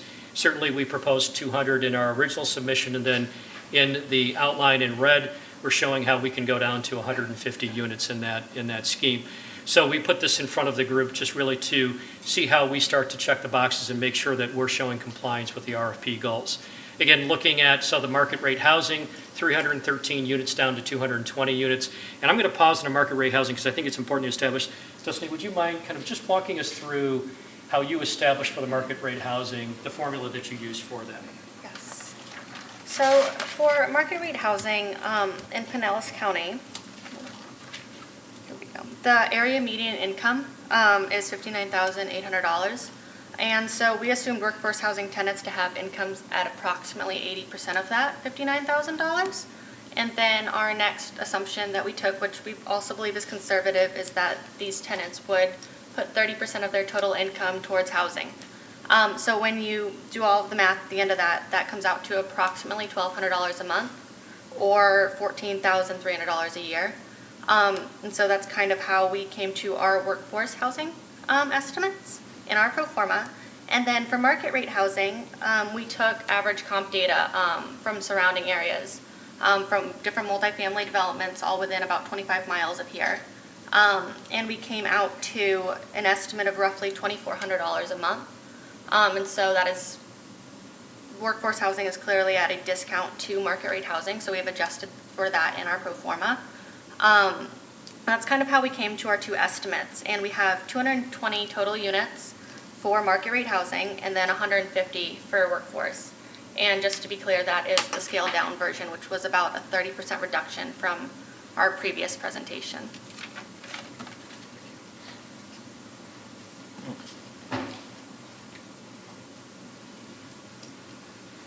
So as we kind of looking at our base program process flow diagram, one of the things that we just want to make sure that we're communicating back here is the program that we are ultimately looking at for the new development. So everything from the hotel to residential, looking at the civic spaces, retail and commercial. So the intent here is that the retail and commercial are to be complementary uses and functions. Again, making sure that we're not necessarily drawing away, but complementing what is the intent here based upon some of the proposals and work going back to 2016 that Clearwater has put forward. So we can certainly get into detail on this if there's any further questions about this. So in terms of timeline, so certainly these are subject to change. These are just kind of a scenario of what might be. But the timeline in terms of really kind of looking and responding appropriately to the initial RFP, understanding that whichever team that you select, you'll be negotiating with them, certainly while getting ready for the referendum. Regarding the referendum, our intent is to really go back and look at what that, I think it was 2016 or 2018 referendum that you guys had. So there were certainly promises made in that referendum that we want to make sure that we're sensitive to, and then continue that campaign forward and certainly talk about maintaining the goals and the initiatives that were initially identified in that. So working in that public approval process, all the while setting up the development as it's ready to go forward. So in terms of looking at construction and onboarding, certainly looking at targeting 2027 as a potential timeline, but I would say that that is could be subject to change. Any questions on this? Questions? Yep. We're going to go through a lot of questions. Okay. Why don't you go ahead and finish? Okay, so in terms of the financial feasibility, I'm just going to ask Destiny to outline just a couple of things for us. Outline really what the basis of their market survey was doing and what their analysis showed, and then just hits on some of the high levels of your pro forma, just in terms of what we're looking at and how SROA Capital sees it. So this is our snapshot version of all of the backup. And what this represents is really a breakdown of how many units there are in hotel, how many keys there are, how many units there are for housing, gross square footage, and approximate cost over a 10-year span, including returns, unlevered and with debt. And so how we based this was our assumptions are 4 years of construction. Let me bring it up right here. So we have 4 years of construction beginning in 2023 to 2027 for lease-up assumptions. For hotel and commercial space, we are assuming in year one, after construction is finalized, that we have 70% occupancy. That will grow on a straight line basis over the next 2 years to 80%. For other occupancy lease-up assumptions regarding housing, we are assuming 30% and growing on a straight-line basis to 90% over 3 years. And that is also in line with previous developments in these areas. Regarding construction costs, all construction costs were provided by Argo, and we have incorporated every single line item and broken down by sector. So if you go to hotel, you'll see construction costs broken out by asset. And then you'll also see the occupancy assumptions as well as rental income. I recently I already ran through how we came to the housing estimates. And for hotel, we based our analysis off of other hotels in Clearwater Beach, but mostly we based our analysis off of other autograph collection hotels around the state of Florida. That is because that's what we plan for this hotel to be, is an autograph collection hotel. And so from there, we assumed an average daily rent of $272, and we are growing with inflation over 10 years. So this kind of just represents, you could talk for hours about this, but this kind of represents just a snapshot of the financials. And then it's also underwritten so that there are toggles. And so as we continue to dial in assumptions and go further in the process and continue to really hone in on what we will be doing at the end of this, the model will work with us. But this is our first round underwriting.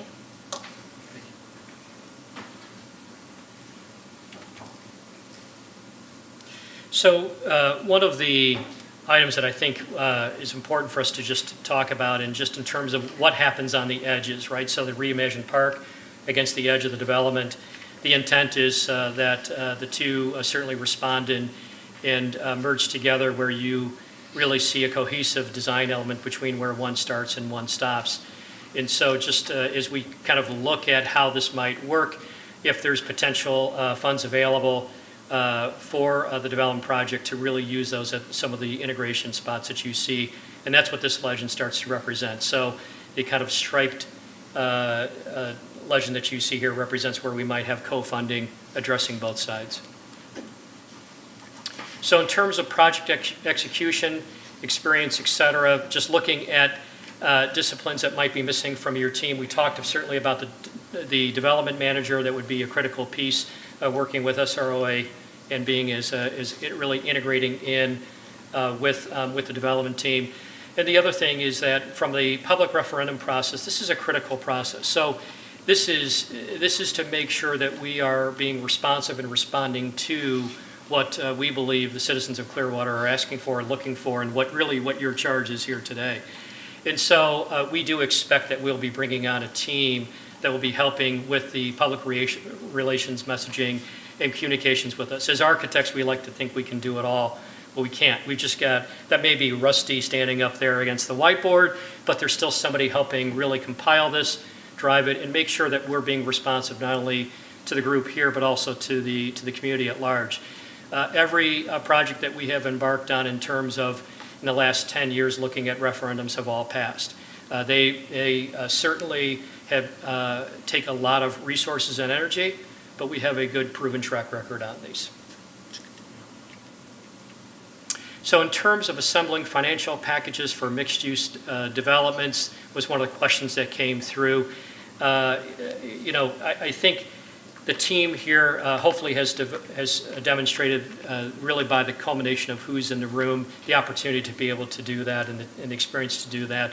We think that while certainly this team is going to be made up of many individuals, 30 plus people involved in a project like this, what you have here are the principals of the organizations here today, really looking to assist in the leadership of a project like this. So development project manager, public process, and then looking at certainly making sure that we have an election attorney or somebody who can be well versed in public referendums. So thank you very much. We're certainly ready to take questions. And thank you. I know you have a lot of them. Questions? Councilmember Beckman. How many referendum projects have you done? So I would say probably in the last 10 years, we've probably had about 8 go through. similar to ours? Various sizes of yours. So from a dollar construction value, everything from 150 million to down to kind of 30 million in range. Not everybody gets to do a $200 to $300 million project. And so eight you've been involved in and all 8 went through? Yes. Fantastic.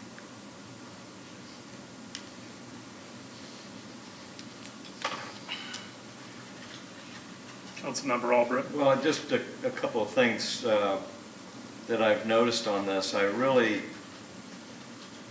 do like the architecture on here, and some of the points, for instance, the underground parking were things we talked about years ago because it is a bluff. I like that aspect of it. And I really think you've done your homework on doing it full, height and then coming back and saying it does work instead of us having to come back again and say, oh, it doesn't work. So you've given us both choices, which I like. Thank you.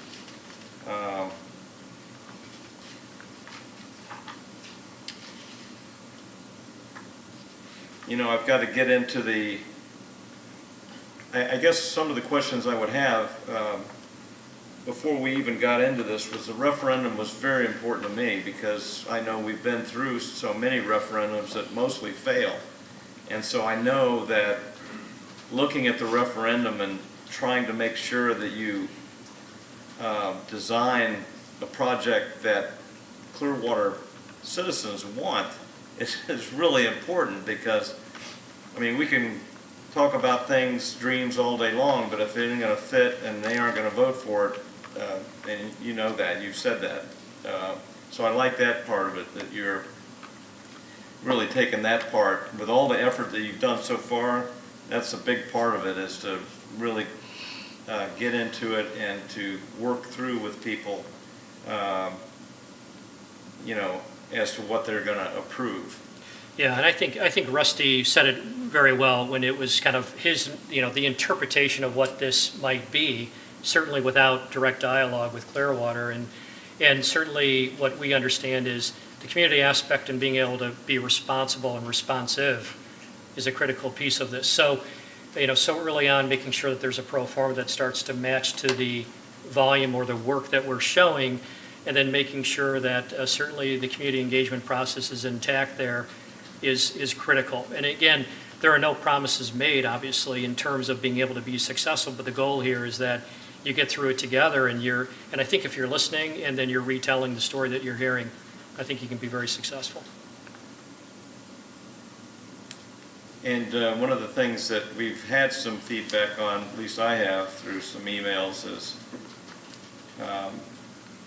what you're doing with the existing city hall. Is redoing something with that is very interesting, because I didn't think anything could be done with it. And I think what's important, I think that's a good point, is that in the model that SROA Capital and Lodgemount has put together, they're relying on that space. And so therefore, it starts to make it important, and then it'll get emphasis.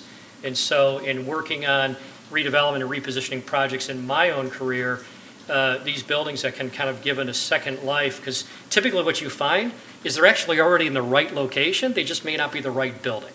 So how do we make it the right building at the same time? And I think there's a lot of opportunity, and certainly, Destiny, I think you were modeling that to a 90%. Can you just walk, just so we can just see what your pro forma is showing on that? Yes, so for lease-up assumptions, we obviously have a 4-year construction timeline. And then we are modeling by year 1, we're at 30% occupancy, year 2, 60%, and year 3, 90%. But on City Hall, what are you envisioning the return on that? Well, we are currently underwriting just under 30,000 square feet. And what we are kind of relying on that space because it can be a flex space. But what we would like for City Hall to be is kind of something we can rely on, and it is something SROA Capital is relying on in terms of the entire project working. It's a very critical piece. So in that sense, we can't just respond or rely on hotel or workforce housing or market rate housing. And so in that respect. So expense rate of 90%? Yes, so, well, in terms of expense rate, yes, so we are underwriting operating expenses at 90%, and basically break even. We're not looking to make a huge or a material amount of return on that. We're really underwriting at $2 a foot a year, rental income, expense ratio of 90%. It's just more of a space to add to the city, and really add to what the culture is in the surrounding areas versus income generating. So that's kind of how we're handling it in the underwriting terms.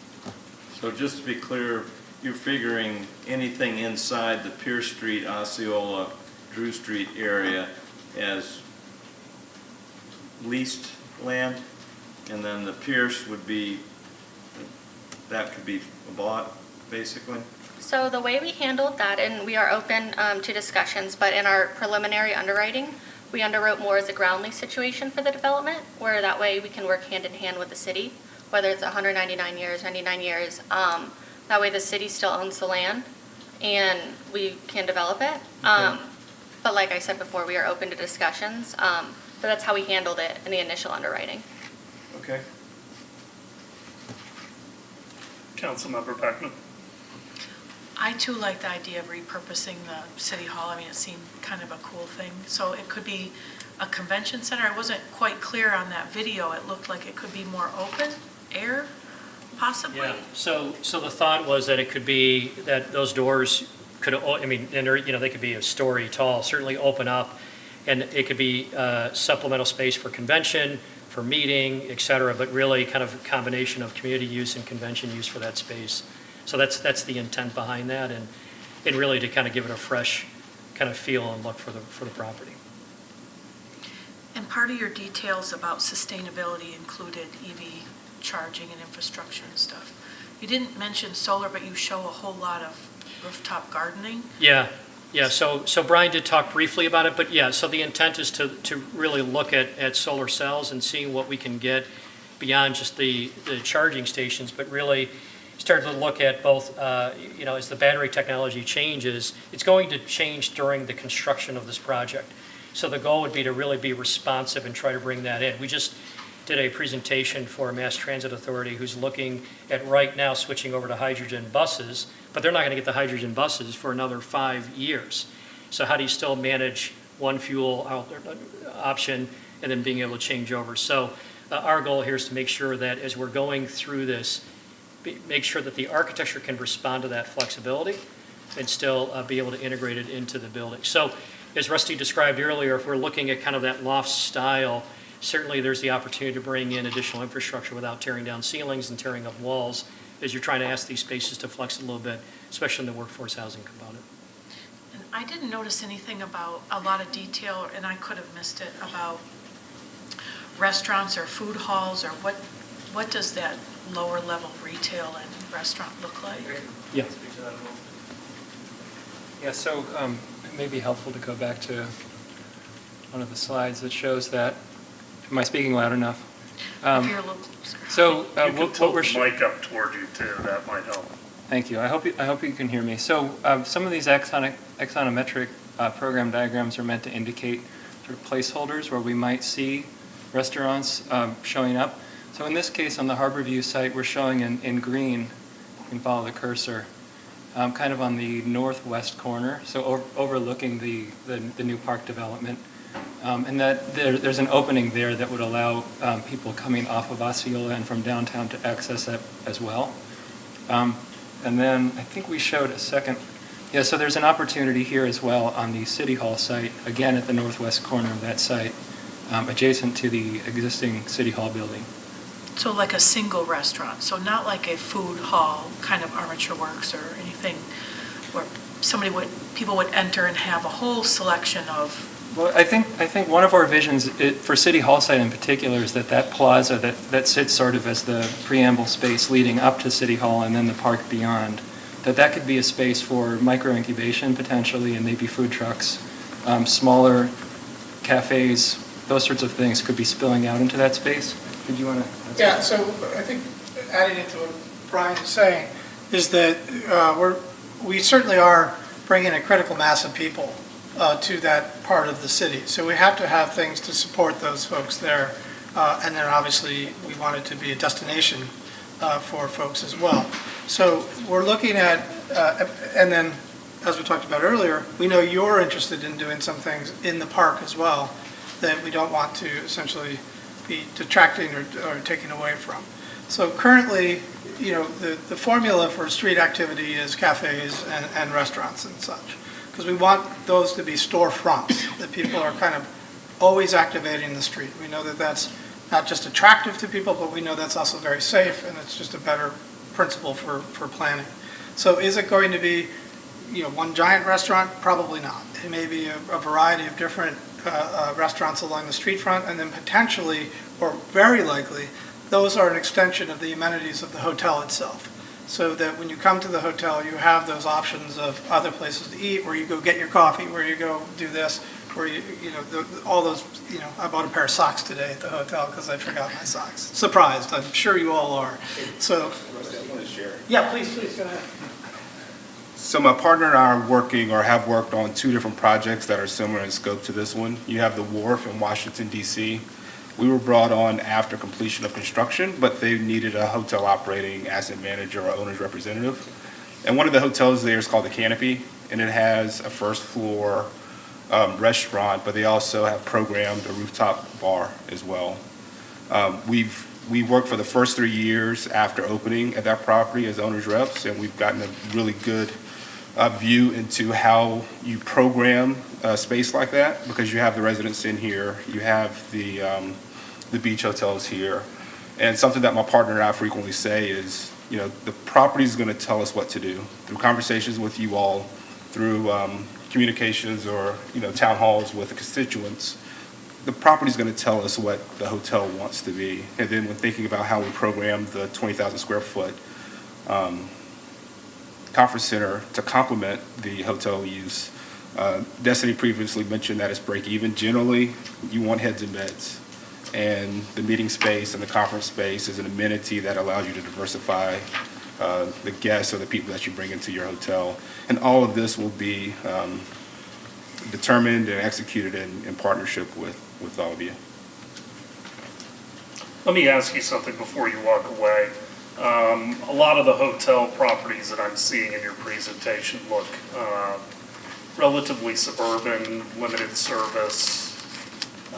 This whole project is very urban, relatively dense for Florida, not for New York. How much experience do all of you have with a more urban development?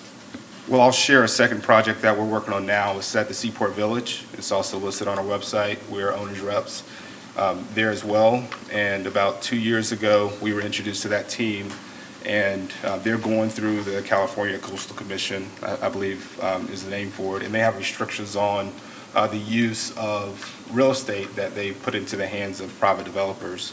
You can't have long-term residents, essentially. So they're programming right now north of 5, at least 7 to 8, depending on how we mix the products, hotels at that site. And it's the same discussion. It's what does the community need? What does that property need to be for that community? But at least for Woodmont, we've executed very similar mixed-use developments, or been a part of very similar mixed-use developments. And we also do own a property in downtown Pittsburgh. We purchased that property September 2019, and I've taken our lumps through COVID with that property. But what's proven by limited or select service properties is how that operating model is very efficient. And the thought of going with the Autograph or a property like Canopy, it looks like a full-service hotel, but you have the opportunity to either lease out the food and beverage, keep in-house what parts you want, and just really run a very efficient rooms operation.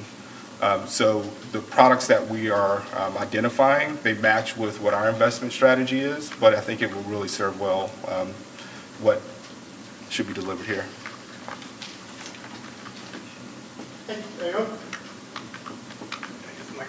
I hope that answered your question about, but also Halliburton Root has extensive experience designing for urban environments where our office is right downtown town in the center of Chicago. But the 3 projects that we showed you, the 2 on either end, I was the principal designer for. So the large hotel tower at the University of Chicago, which is an urban university campus, and then the one on the right, which was a mixed-use development at 823 Wacker Drive, which the subway just turns right before that. So, and you wouldn't believe it, but that building is 220 feet tall, and it actually has a gymnasium inside of it. My structural engineer still doesn't speak to me because of that. But we are very keen to understanding that. But I think what's important is we want to design it for Clearwater, and we want to design it to your vision. We have an extensive set of toolkit of experiences. We need to get to know you a little bit better. We need to know where you want to be, who you don't want to be, and certainly design specifically to that. But I think what we've tried to impress with our vision, with our equity partner, with our having our hotel owner and operator here as part of our core team, which I think is just incredibly exciting. I forgot what I was going to say. I knew I was going to do that. Did I tell you I took the red eye in last night? Help me out here. Come on. Let me ask you this. You've obviously bid on all 3 of the sites, and so did the previous presenter. Are you all or nothing? Oh, for all 3 sites? Yes. Come up to the mic. Our equity partner wants all 3 sites. I'll get out of the way. I'll speak that one. Let's let Destiny. Let Destiny talk. No, so we are open to anything that the city's willing to work with us on. All would be great. We're also open to looking at 1 or 2. And it's really just will be a matter of penciling it out and moving forward and working with the city hand in hand to see if it's a viable option. 1, financially, and 2, would that be what's best for the city of Clearwater? So nothing is off the table to answer your question. Can you tell me a little bit more about your funding overall? What kind of horsepower do you have? Yes, so I guess I should begin with, so I work under SRO Capital under Benjamin McFarland, who's our CEO. We're the 8th largest private owner of self-storage in the United States.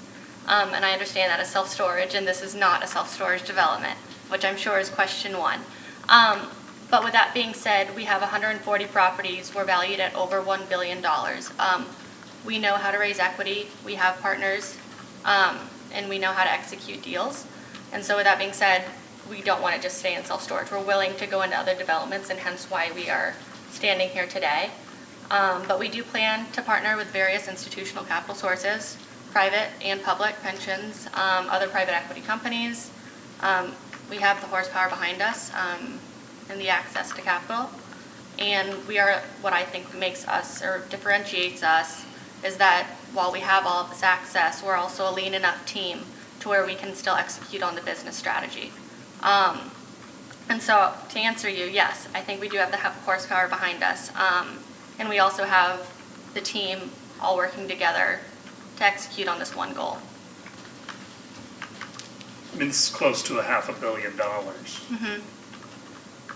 But I would also point out that SROA was founded in 2013, so less than a decade ago, and we're already valued at over $1 billion. And that's an alternative asset class in self-storage.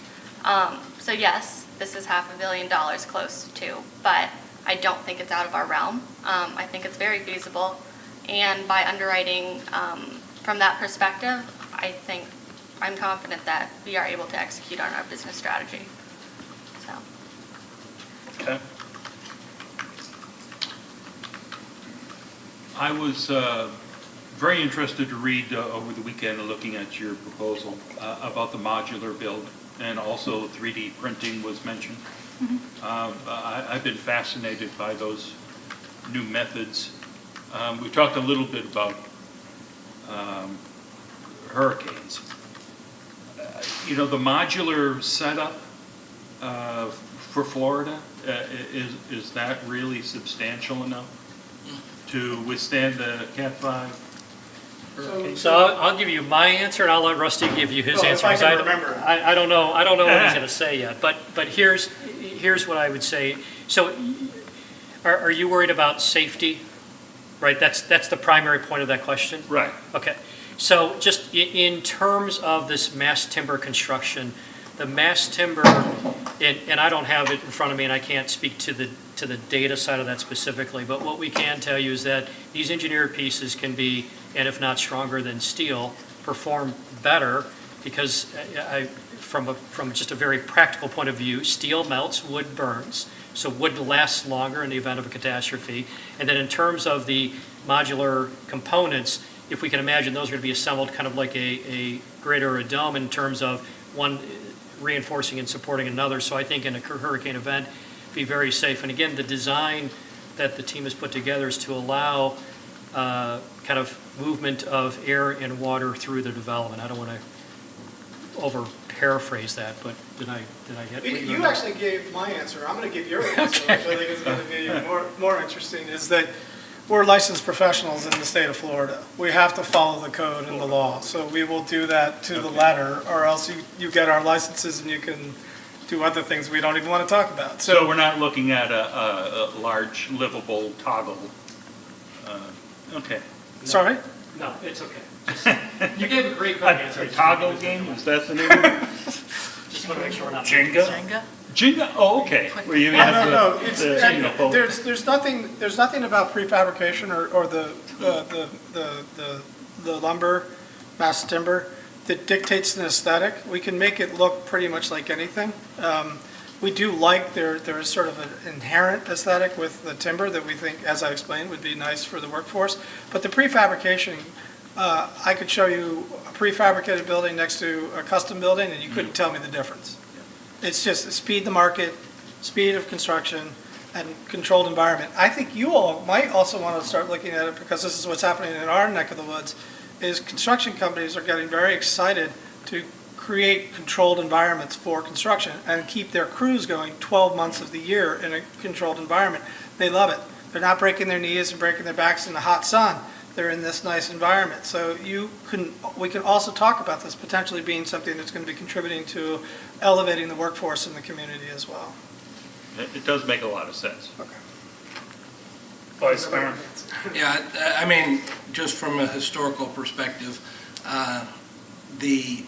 it no longer exists, but the Seawake Inn was a modular construction. They built the shell, and then each of the individual rooms was just slid right into the box with all the, the bathroom and everything was already in there. It's the old Howard Johnson model. It just slid right in, and that building withstood a few storms, so it's now going to be at JW Marriott. But so the modular construction aspect doesn't scare me at all.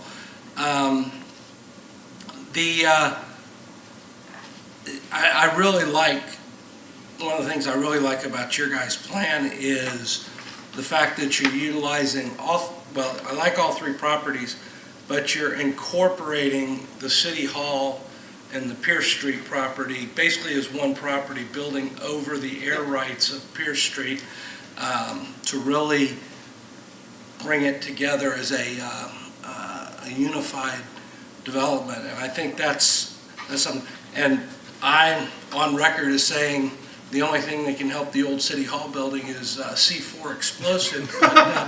But if you guys are professionals in that area much more than I am, if you're willing to invest the number to make that building functional, God bless you.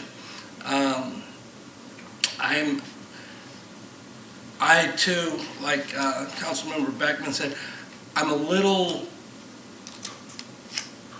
I don't want to say disappointed, but I'm surprised there's not a little bit more.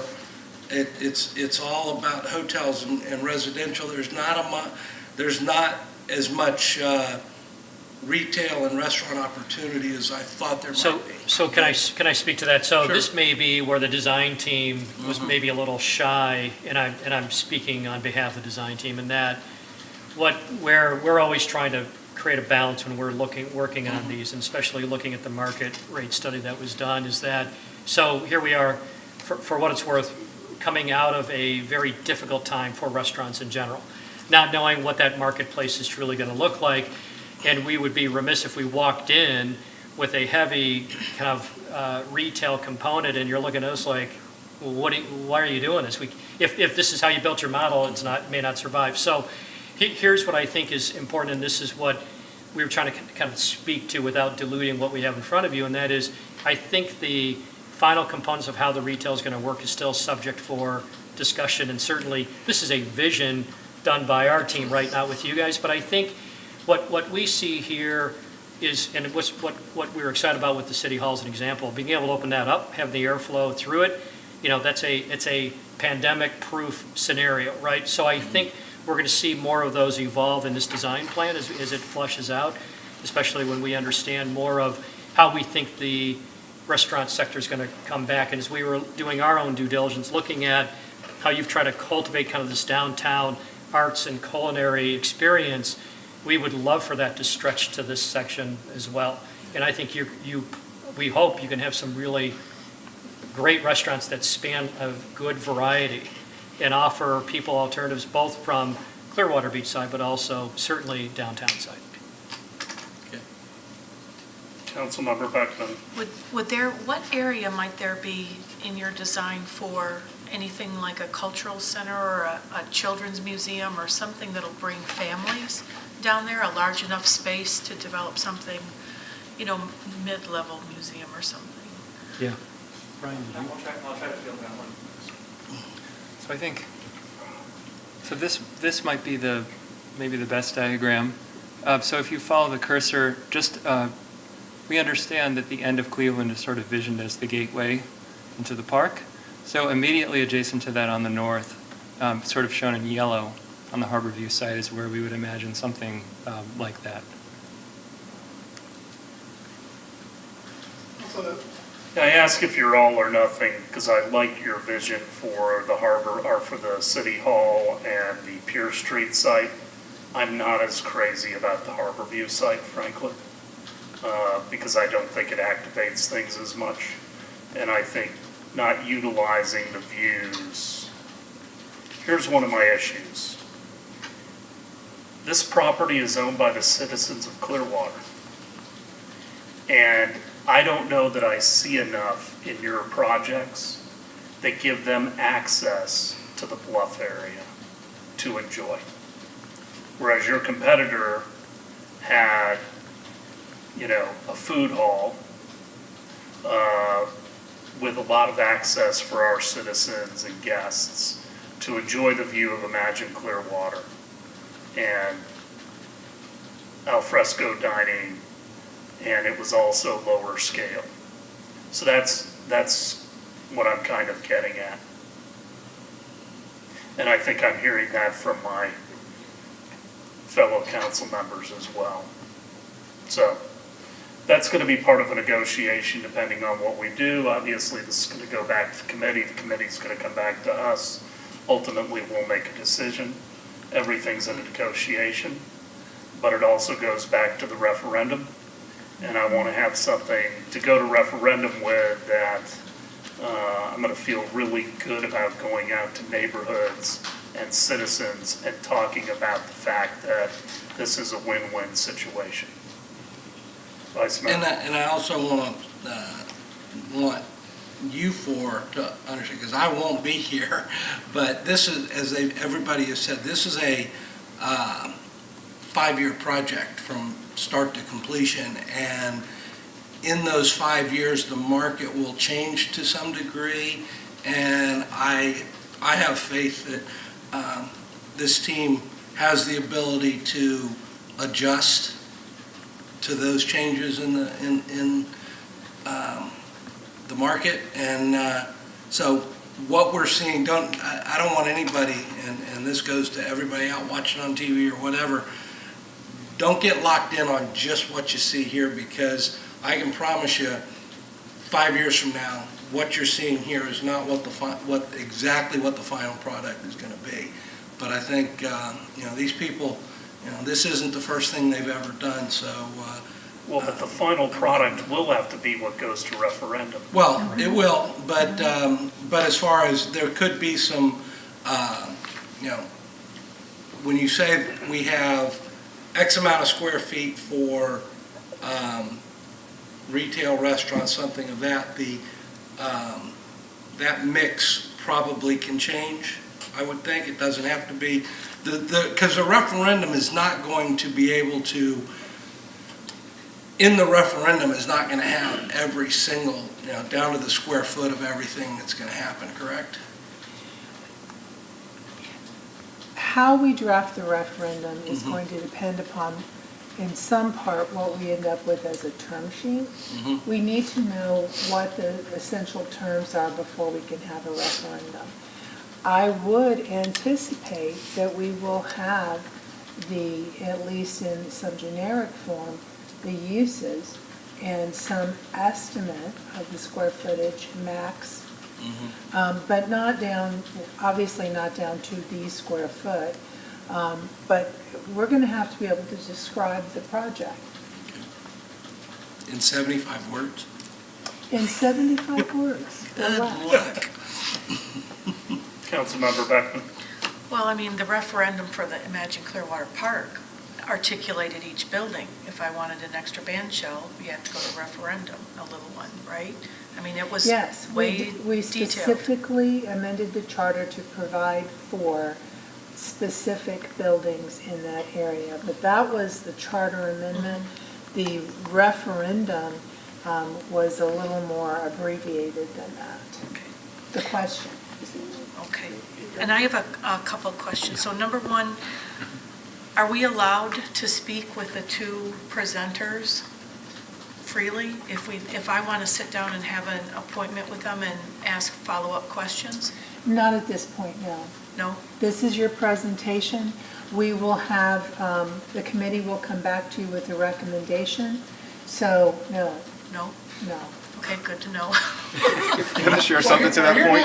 I know you are. I know, it's all good. Okay, and then part of your language is, again, like Mayor Hibbert is a little apprehensive that there aren't as many details about what ground level is going to look like or all that stuff. But part of your discussion is you want it to reflect what Clearwater wants and what Clearwater is.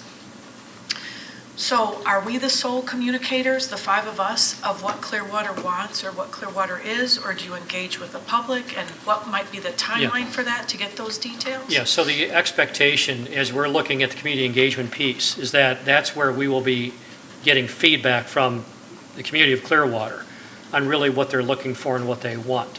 So as an example, the food court concept, which we actually have in our building in Chicago, built in 1880, is that food court serves kind of the daily lunch crowd, right? But then all of the restaurants that really want the evening and kind of off workday crowds are all on the perimeter. So the marketplace is going to start to tell us what they're looking for as well. And we think it's both feedback from the community. We think it's working with council. And then at the same time, it's really working with SROA Capital, understanding what is it that they're seeing out there. But the community center portion, we have the Coles Children's Museum in Chicagoland area, which is an award-winning, amazing interactive facility. So why not something like that here, right? So that's how we might think of some of those community spaces. Okay. I've spent a lot of time in Chicago, and I've been to So that you know museum. exactly what I'm talking I do know, about. and when I Perfect. saw those buildings where you can see through, I mean, Yeah. they're in the Chicago area. And Yeah. they do look nice because they invite you to look past, and those, as you look west especially. Exactly, Yeah. yes, thank you. I did want to offer that on this slide, you are seeing, because I want to answer Mr. Mayor's question and legitimate point. The scheme at the top is a $500 million scheme. The scaled back scheme is about a $300 million scheme. So I did want to be clear that we were, in the scaling back, we weren't just looking at something that would change aesthetics. We were looking at something that would change the equity lift for the project as well. Other questions? All right, thank you, lady and gentlemen. We're gonna have a little more conversation, but I'm gonna ask for you all to exit. Thank you. Okay, thank you very much. Thank you. Can you tell we didn't prepare with the plexiglass in front of us? We were thinking we're all going to stand up here and talk. It throws everyone off. Yeah, so. We Thank can't you. wait to take it down. So this is, as I understand, Joelle, this is being recorded and It is. will be broadcast? It's broadcasting. It's broadcasting from this point, okay. So they can I watch know this that. discussion? I'm sure the first group is too. Absolutely. But I still think it's more comfortable to talk when nobody's here. You I all just can want watch to it make to your sure heart's content. I know it's, That everyone I know it's understands it is public. a public discussion. What do you have a question before Yeah. they leave? Yeah, well, no, not them, but the presentations that they both gave us today were a little different than what was attached to the agenda. So can we have those presentations sent to us? I will make sure Lori gets that. Okay, thanks. No, I fully understand, Pam, that they can watch all of it, but I just Thank you. think it's more comfortable when they're not here.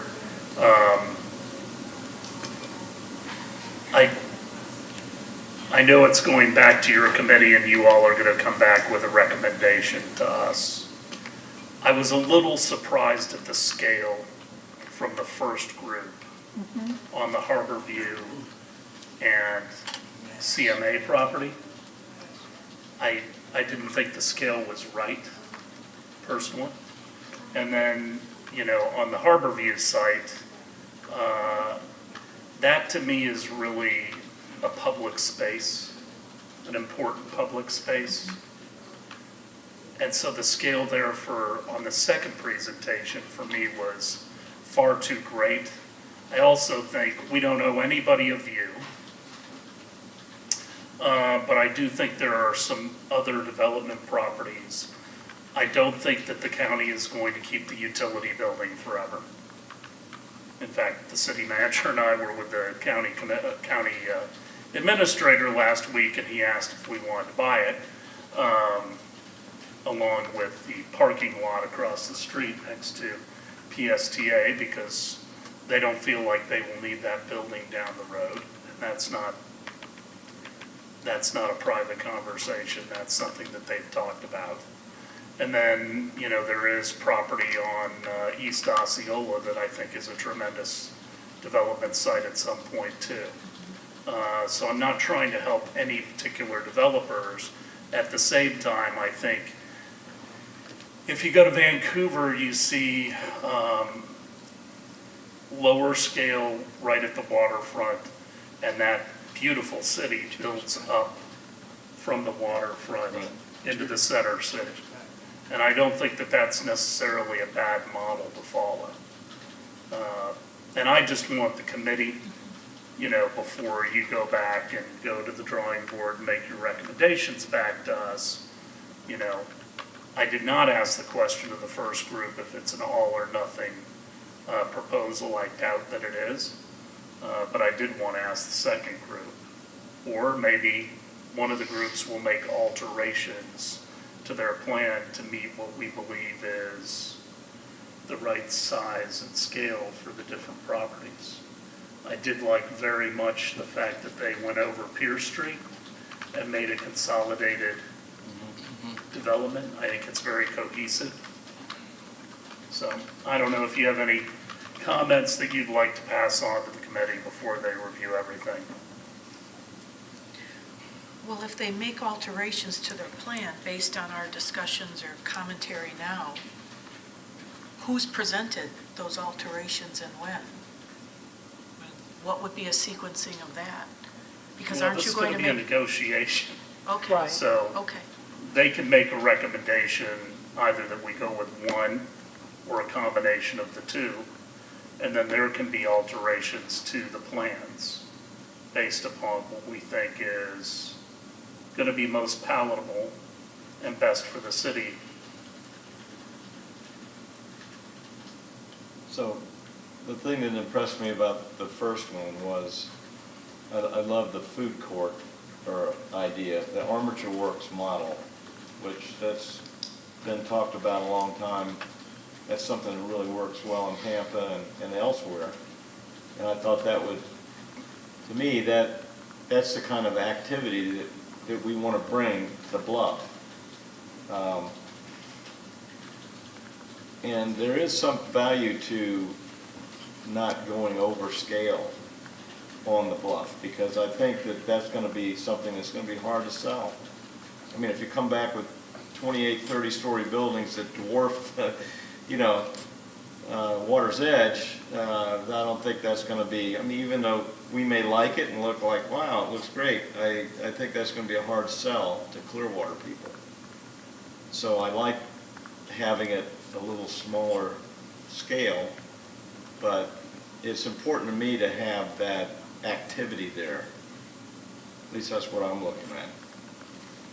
I like the food court idea, and I don't want to call it a food court because I don't like food courts in malls or anything, but an enclosed one that's air conditioned where families can come and people can get different things. Yeah.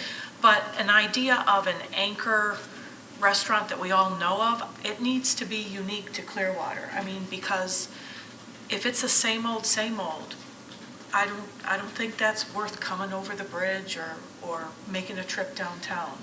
I mean, anchoring it with a brewery that people know that's a local success is fine, but if you see neon lights of restaurants, I don't think that's, I think it really needs to have charm and individuality for our city to make it something to actually drive to and bring people.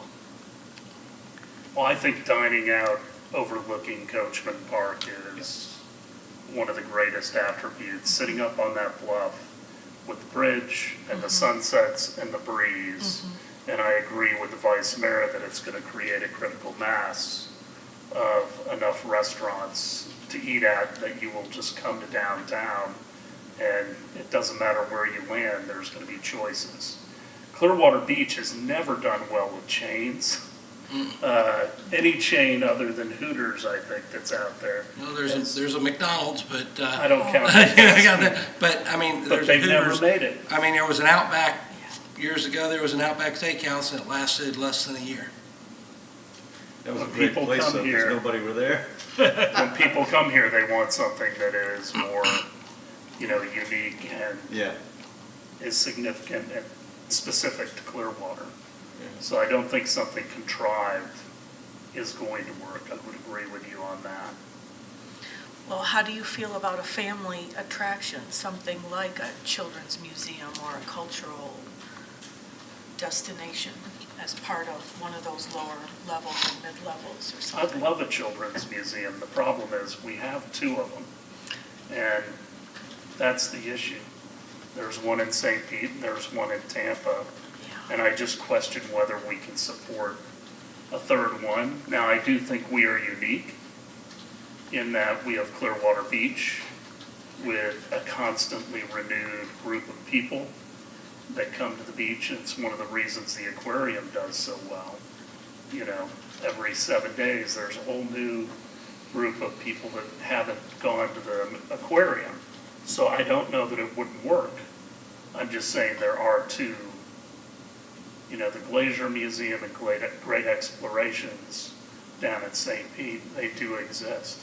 But I would love to have that type of component in Clearwater. Now, the economics on the second presenter were significantly, the economics of these two deals are very different.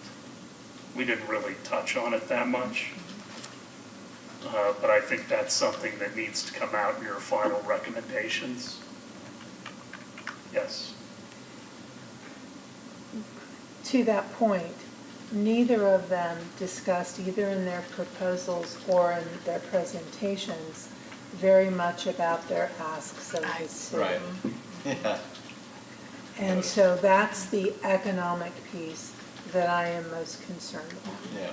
Well, the lease payments were Right. extraordinarily low. And that was the only way they addressed it. The second one addressed nothing at all. Their proposal didn't either, by the way. So that was one of the weaknesses that I hope will be cleared up. Well, we will not be meeting with them again. I believe that's correct. So we're going to take the information that we have, the proposals that have been made, the proposals that were made to you, some information and advice from our consultant, HRNA, and we're going to make a recommendation to you. And my understanding is the recommendation could be anything from presenter number one to presenter number two, to a mixture of the two, to nothing. And we just Right. wait and let the market change a little bit and try again in a couple of years or whatever. Well, I don't think that's a scenario we should. That's not a scenario we want, and that's not what No, we want. but that is an option. But that is an I'm not option. saying that that is going to happen. Well, I was going to say, I don't think it's a scenario we may want, but I don't think it's something we should dismiss. Because I think when Imagine Clearwater starts coming out of the ground, and it's, we're going to be breaking ground next week, but I think when people start to see it, that's what happened with Beach Walk. Once people saw it coming out of the ground, and then once it was completed, it was a catalyst to private investment. And so, we may be better off by waiting 2 years. I don't know. I don't want to, in many respects, because I don't want to see the Bluff in downtown under construction forever. That's not pleasant either, which was one of the complaints we got during Beach Walk, for the hotels that were in existence, and then for the hotels that were initially built, and then other hotels in close proximity, especially with Europeans, it was a big deal. They could literally get refunds from their travel agent based upon the proximity of construction to the hotels.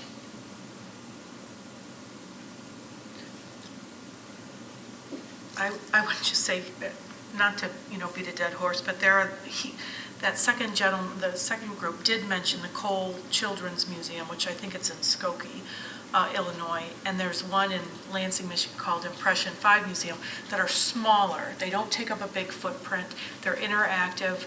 They're generally for like middle schoolers down for families.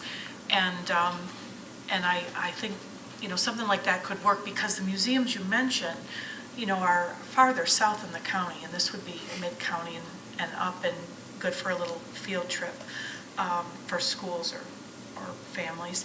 But the other thing is, if I were one of those developers out there and I'm listening to this and I listen to the questions and we have this discussion, and now your committee is just going to make a recommendation based on their proposals and whatever meeting you had, I'd be like, well, but wait, now I've learned more about you and what you're asking, what you're wanting, and you've made commentary. It's like, well, let me go and edit it and give you my second draft. It doesn't work that way? Well, so we will be, and then ultimately you will be selecting a team with him to negotiate, or more than one team with him to negotiate on particular pieces. You are not going to come up with a final deal the next time we see you to talk about this. What you're going to be doing is decide what deal you want to pursue, who you want to negotiate, and how that lays out for you. Okay. 2 developers, 1 developer, hold off, and we will make that recommendation. And so conceivably, if we decide to negotiate or work with one or more of them, they're putting in all this time and effort and money and expense. And if we can't come to an agreement 3 months down the line, it's too bad, so sad for them? Yes, so a couple different things. One, they know they're going to have to go through a referendum. Right. And the last developer spoke to that at some length. Yes. They are prepared and they understand what a costly experience that's going to be, and it is. So that all this upfront investment could absolutely be for nothing. Do you think they'll have a line item that says referendum marketing expense? They probably do. They do. They know what's at risk. And they talked about that, so. What did the Gordiola spend in 2000? I want to say, the 150, number I 200? always heard was $1 million. Okay. And that was in 2000. That was for his designs and everything else. I was I think meaning it was the whole, referendum. well, I'm not positive. I think it was the whole project up to the point and including referendum. They did a lot of public engagement. Yeah. They had teams. They did a lot. And so the number that I heard was $1 million. And that probably did include their initial designs because they were showing them to everybody. Right. So there's a lot of risk. Yeah. And the target date for the referendum is still March of next year? Yes, that's what I anticipate you're going to want to do. You're going to try to hit the March referendum. Councilmember Bunker? Without knowing the asks, do we think that either A or B or a mixture will work? Do we look at this and say, yes, I can see the public embracing either of these or a combination? I see a combination right now. I see the combination. Yes, I agree with you on the food court, all around, just because it's, it is a good destination, and I do like that low profile as you were talking as well. I didn't care at all for the stacked housing that was on the Harborview site from Group 2. But what's going to happen now is they're going to have their committee meeting. They'll come Right. back with a recommendation, and then we can decide from there which direction we want to go. But we're not hopeless. We're not saying, none of this will work. We still think there's a germ here that can grow into something fantastic. I don't know if I'm going to use that analogy. All right, not a germ. Well, I mean, I've said, A seed. yeah, I've said all along, I said the Harborview site, to me, is the harder sell on a referendum if you're going to try and put something with great mass to it.